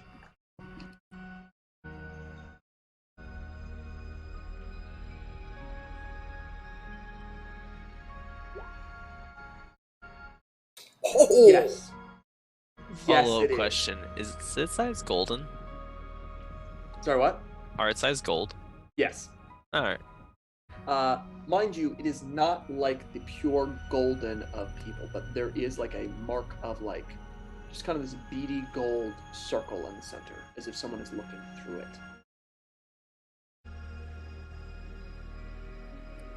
Cool. Just gonna say the bird's still here. Not that everyone knows what that means.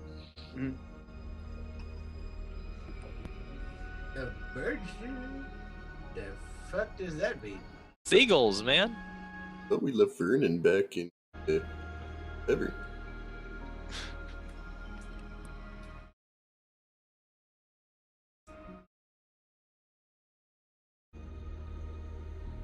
Oh, anyway, really? Where are we going? North. That's all I know. Yeah, they're heading north then. Alright. Begin heading north. Up along the coastline as you head north, you see beautiful, like, rolling waves crashing on pristine white sand, and one of those shapes on a post gets closer and closer. Cross with that amazing perception allowed to carry over, you smell rot on the wind.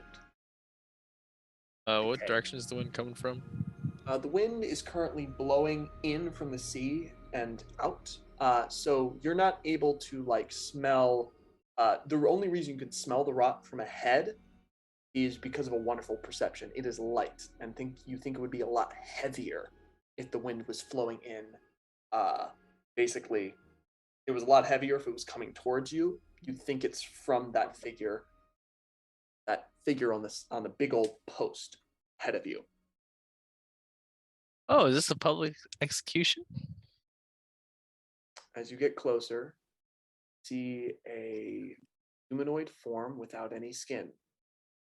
Bloated, left to rot. Seagulls are feasting on it.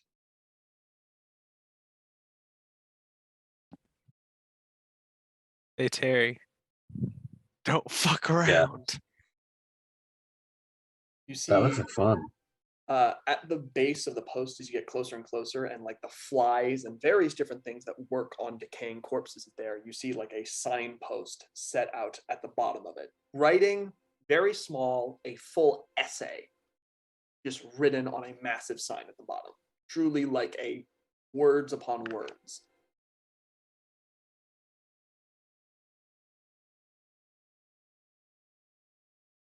Taros is going to point out the fine nicks and scrapes and whatnot. Just the handiwork. Looking at the sign, Getting too graphic. No, the body. the body, yes. I'm not going to get. No, we're not getting graphic. Yeah, you notice. Yeah. Make a medicine check with advantage because terrorless.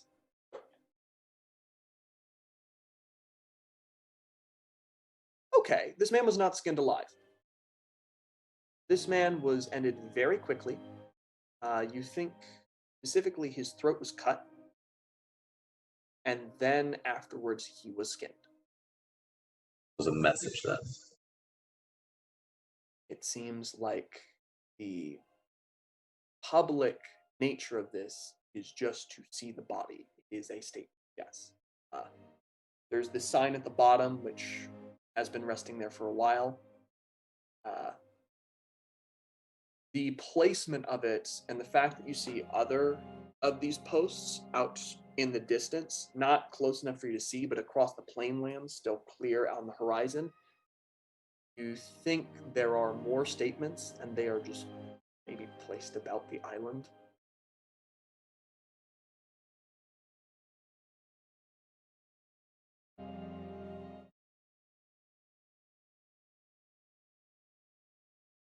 So, What do these statements say? Or just, do you look down at the actual Don't commit crime. sign? Yep. Yeah, absolutely. This is a full essay. I will summarize it for you. It begins by asking, does this sight make you uncomfortable? And as it states this, it says, I know this is horrific, barbaric. This is not how a proper society should function. But we need this teaching aid. And as it continues, and I'm going to summarize the essay, it basically talks about the morality of how awful it is to hunt a sentient being for their skin, for their body parts. Goes down and then states, this is a dragon slayer, or a would-be dragon slayer, who came for our shepherd.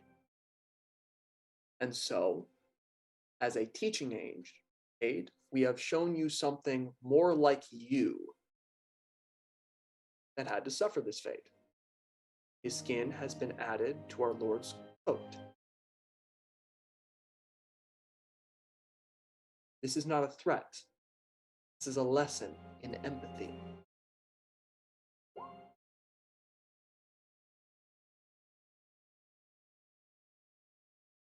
And that's where it ends.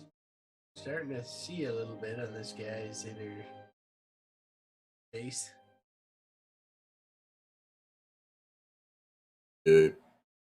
Sounds like their vision himself is venturing folk or when he knew. What adventurers do with the gear, because I mean, dragon parts work. I mean, no doubt in it.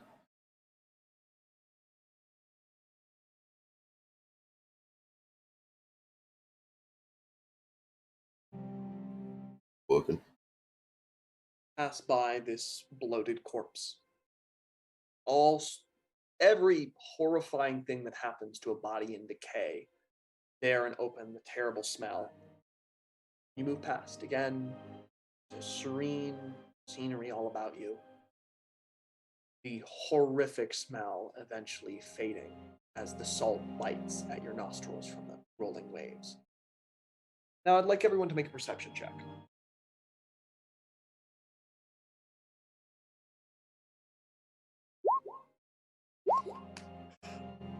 All right, we have so many nat 20s, especially from Terralus right now. Terralus, Krosh. As you're looking about, you see just hidden in the distance around a curve of rock is a cove. Side of the scene, you think you see like a little strip of black cloth flying. And Krosh, with your 24, I'm going to say with a nat 20, as much as you cannot crit succeed on ability checks or skill checks. I'm going to say because it's a nat 20, honor the nat 20. You all see a symbol of a skull, and beneath it, two tridents. Some sort of strip of pirate flag? I'm a big fan of pirates.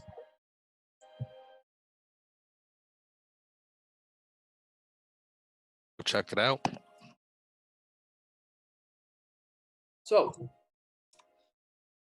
you step forward, moving across, and fully, like, almost uprooting itself from the ground, covered in just a full blanket of a grass that had somehow been lying in wait in the distance, like some sort of massive medieval ghillie suit, just moves up. You see a painted, like, brown face with, like, a crossbow leveled at you. Puts it down. Takes out a mirror, shines something in direction. Does anybody here speak thieves' cant? You get a bunch of like flashing light towards you. It's a wave. Just like puts it down. You see another person like look up and like tentatively wave back. They get like a slap over the head. Just keep walking. Yep, keep walking. Really, does that look like one of the folks that got you the other night? I'll move up to the front of the group just so that I can be seen. They nod amongst themselves, and you do watch one of them like awkwardly like kind of gets up with a big cape of like grass just shuffling suddenly towards the cove.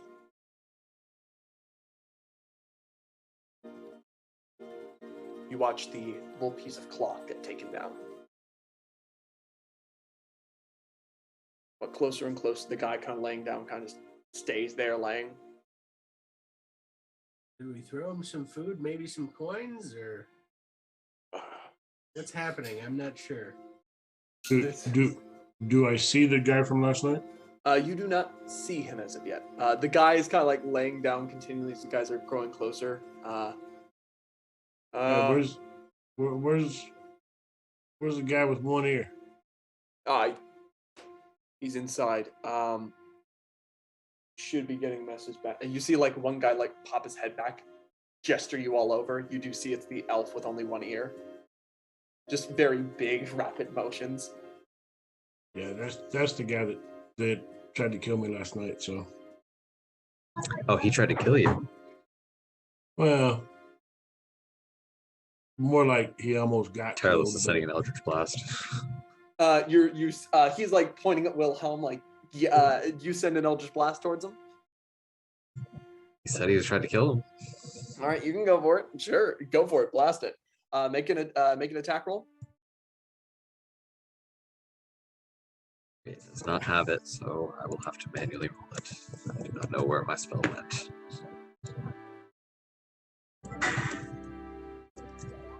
You got 15. 15 hits. Roll damage.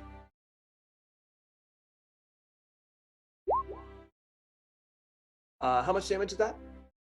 That is one. 1. You blast off his other ear. He shrieks in pain and falls to the ground.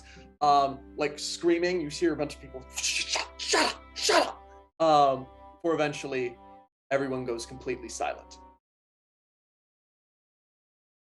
All right, I'm officially lost. I have no idea what's happening here. You just watch like a blast go out. Crotch, Holmes that said they bird attacked that's him. circling is like still is very much getting a little closer, circling overhead. I'm gonna look up at Terry and be like, "That's why they want to execute you, because you do stupid shit." You said they tried to kill you. Well, you need to learn to not take everything so damn literally. You think I could be killed that easy?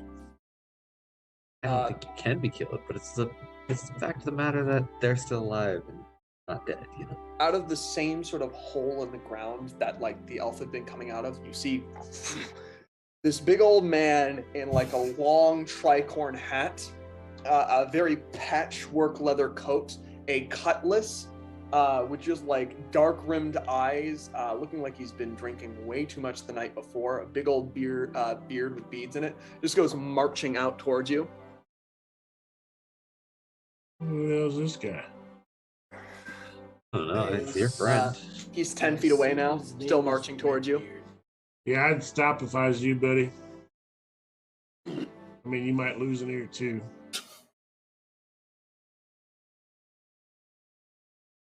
Think Got that my leg is man. metal? I'm thinking I might kill y'all. Eh, Might do that. Good luck. So before you try and get yourself murdered, and I do mean yourself murdered because, like, see that giant axe that's hanging off that moose attack? Yep. He swings that like a normal axe, so just take that into consideration before you start a fight. and See become this offended. face? Face that doesn't give a shit. Okay, well, I'm gonna go ahead and cast polymorph. Absolutely. Try and cast. Go for it.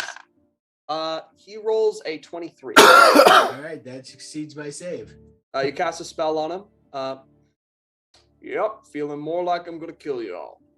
Oh, that's a bad idea. Yep. It's Yep. got a It's false starting to sense grow a of little security. bit. A little bit. Yeah. all right, look, You watch the elf like coming out, just like holding his bleeding ear. Tyrancy, why are you out in the open? Running over towards him. This guy just like continues nodding. Yeah, I'm really tired of having incompetent underlings, so I'm thinking I'm gonna just start killing. I might just do that. I'll tell you what, you just do that. Yeah. At this moment, as you're all stretching, the elf is like, "No, tyrancy! We need them. Remember?" Just like shoves him over. All right. Takes off his coat. Where I see it, we can do this 3 ways. 1, we kill each other right now, and then we get nowhere. But violence is happening no matter what. 2, someone fist fights me, because I'm real fucking tired of this and I'm bored. 3, we all get in ships and start shooting at each other, because I am so goddamn bored. I heard fist fight. Fist fight? You want a fist fight? Yeah, I'll fucking beat the hell out of you. Want to Not do him. that? He's kind of a pussy. Don't talk to him about that. I've This- seen him get beat up by an angry goat. Right. The elf is like, tyrancy, please. No, I'm done. I am fully done. I am All right. incredibly bored. all right. So when your drunk ass quits mumbling, you used to run this island place. Is that correct? Yup, killed the kraken to do it. And now you don't, because there's Dragon. a big dragon. Yep. And you had a job notice posted, made its way to the Moose Water Tavern, yeah? Yep. Yeah, Yep. we own that Moose water? son What of the a fuck bitch. is moose water? You watch as like the elf is like, I reached out to Moose. They've been really big ever since you've been in hiding your tyrancy. So here's the deal. We are Moose Water. Okay. So you asked for our help. We're here to help. So sit your ass down and let's talk about what kind of help you need. Because trust me, if you want a fist fight, I'm gonna have you fist fight that Moosatar. And I'm gonna walk over and I'm gonna touch Gordy's leg and I'm gonna cast Enlarge. He looks concerningly excited, as like. Can I enlarge before he does it so I go huge? Absolutely, you go completely huge. He's just like nodding. Is that a threat or is that a promise? Can we talk and I can fight the moose? I really like this pirate. Look, I have been in hiding for fucking years. I've done nothing but deal with my incompetent underlings constantly dying. Because guess what? Turns out when you don't run an autocratic government, you don't get a lot of good followers. So right now, I want to punch something. And I want to get hit by something. I need to feel alive. And this fucker is big. So here's what I need you. I need you to tell me what you need to tell me first, because there's a good chance when he punches you, you won't be able to talk anymore. So we need to talk first. Kind of shifts his jaw for a moment. Kind of his long beard. Yeah, I want you to kill the fucking dragon. Homies, can't kill the fucking dragon. Everyone knows my face. Can't get past all the army, so can't really slay a dragon now, can I? And it's really hard to fight a dragon when it's flying all above you and setting everything you own on fire. Coward won't fight me. Coward. So, you chop a man's ear off. Don't know why you did that. Kind of want to punch you, kind of want to punch someone. But, yep, that's the long and short of it. Payment is apparently getting adopted by me. Sure, we need to do something to get Mintarn back to some working order. So, yeah, I'll fucking adopt you. Want to be my babies? Call me daddy, because I want to be a daddy. That's a terrorist thing, but... All right, you calm down, daddy. I really like this pirate. All right. Look, I may not look like much, but I ran this place and I ran it right. One place in the fucking world where people could be free, do what the fuck they wanted, and we kept everything from getting set on fire. Perfect form of government, where you do what you want, but it doesn't burn down. That dragon ruined it all. Please get rid of it. That work? Not a good speech.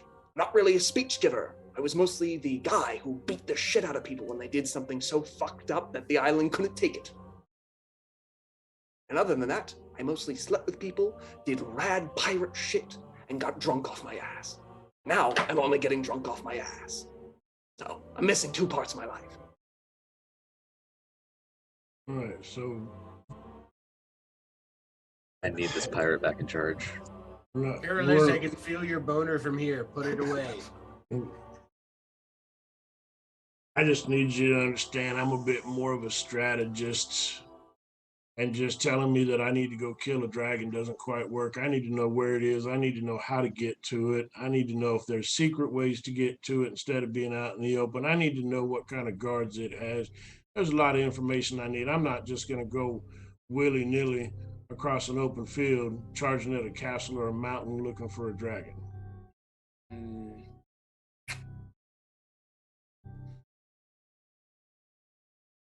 He just like sits down on the ground cross-legged. Apparently the man who was king of this place just like sitting full on his ass. All right. Big fuck off mountain. Dragon. Guards? Lots of them. Spies. We got any spies alive over there? No, sir. They all died or got turned or left or ran. That's not fucking helping. What do I remember? Dwarves are still in the fucking place. They worked with me, my own business. They got conquered real quick, so they're not going to be much help anymore. But I got some friends amongst the dwarves, if they're still alive. So, knew how to throw a punch. Haven't been hit well in a very long time, so I remember the good punches. Some guy named Trogar. Trogar Trophis? No. Trogar Ironjaw. Trogar Axe Fist. Yes. That's him. Trogar Axe Fist. That's one of my friends. If you meet him, he might know shit. Because he was a strategist like yourself. But he could throw a good punch, so I didn't hold it against him. All right. Well. Do we get to fight the moose now? Gordy. Yeah, but We gonna do this? You okay? Taking his coat off, he's kind of stretching. Oh, I don't want to cheat. He's taking off the rings. Okay. Throwing them on top of his coat. All right, come here. We're going to do this in quick exchanges of blows. You're going to make 3 attacks against him. He's going to make 3 attacks against you. And of course, as he does this, he rages. Ooh, me too then. Okay, so it's a strength roll with proficiency. Yes, with proficiency, and you're doing flat blows against him. Okay, athletics work for that then. Sorry, what? Athletics work okay for that then. Athletics, yes, absolutely do athletics. Sorry, I just said. Well, his 3 attacks. Jesus Christ. Well, I got my ass beat. Who knows? You are 3 times his size. What is First going blow on? sways back. Second blow sways to the side. The third blow actually manages to catch him, which does half damage against him. We're not going to do a full fight to getting to low HP. This is going to be an exchange of blows that eventually ends. We're going to storytell around that. He hits you 3 times. One is a nat 20. Because apparently that's how we're telling the story now. Jesus. Okay, he does. Okay, so that's going to be.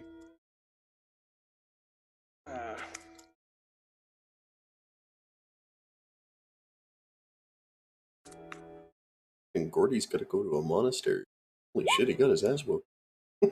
He does 46 points of damage. You're going to have a good bit of the D4. Oh, I might have done that incorrectly. Basically, getting into the actual storytelling of it. As he swings into you doing a massive amount of damage, you are still like absorbing all the hits as you go back and forth for a while. This guy hits hard. And furthermore, every time he hits you, there is an explosion of thunder.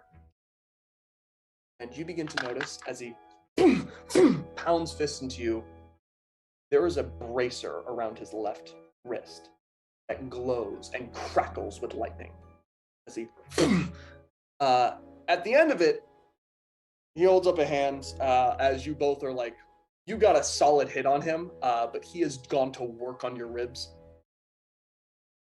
All right, that's good. That's good. As you definitely broke some ribs there. That's fine. I'm not getting too excited. We all need to be alive. I need to live. You might actually be able to maybe be the one to kill me. The rest of you. I rage and charge in. Absolutely, you rage and charge at him. Okay then. As the mad tyrant of Mintarn, as you jump straight towards him.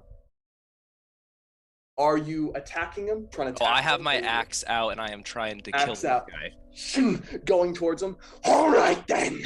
As he comes to meet you, that's where we're going to cut out right there. What? As your axe mid-swing, he's turning towards you. You watch a bracer full of lightning crackling at his wrist. What the fuck? Yup. Yup. We're going to continue that next time. Well done, everybody. We're going to see what else happens on Mintarn as Grosh. There's another bracer out there on this man's wrist. So, fantastically done, everyone.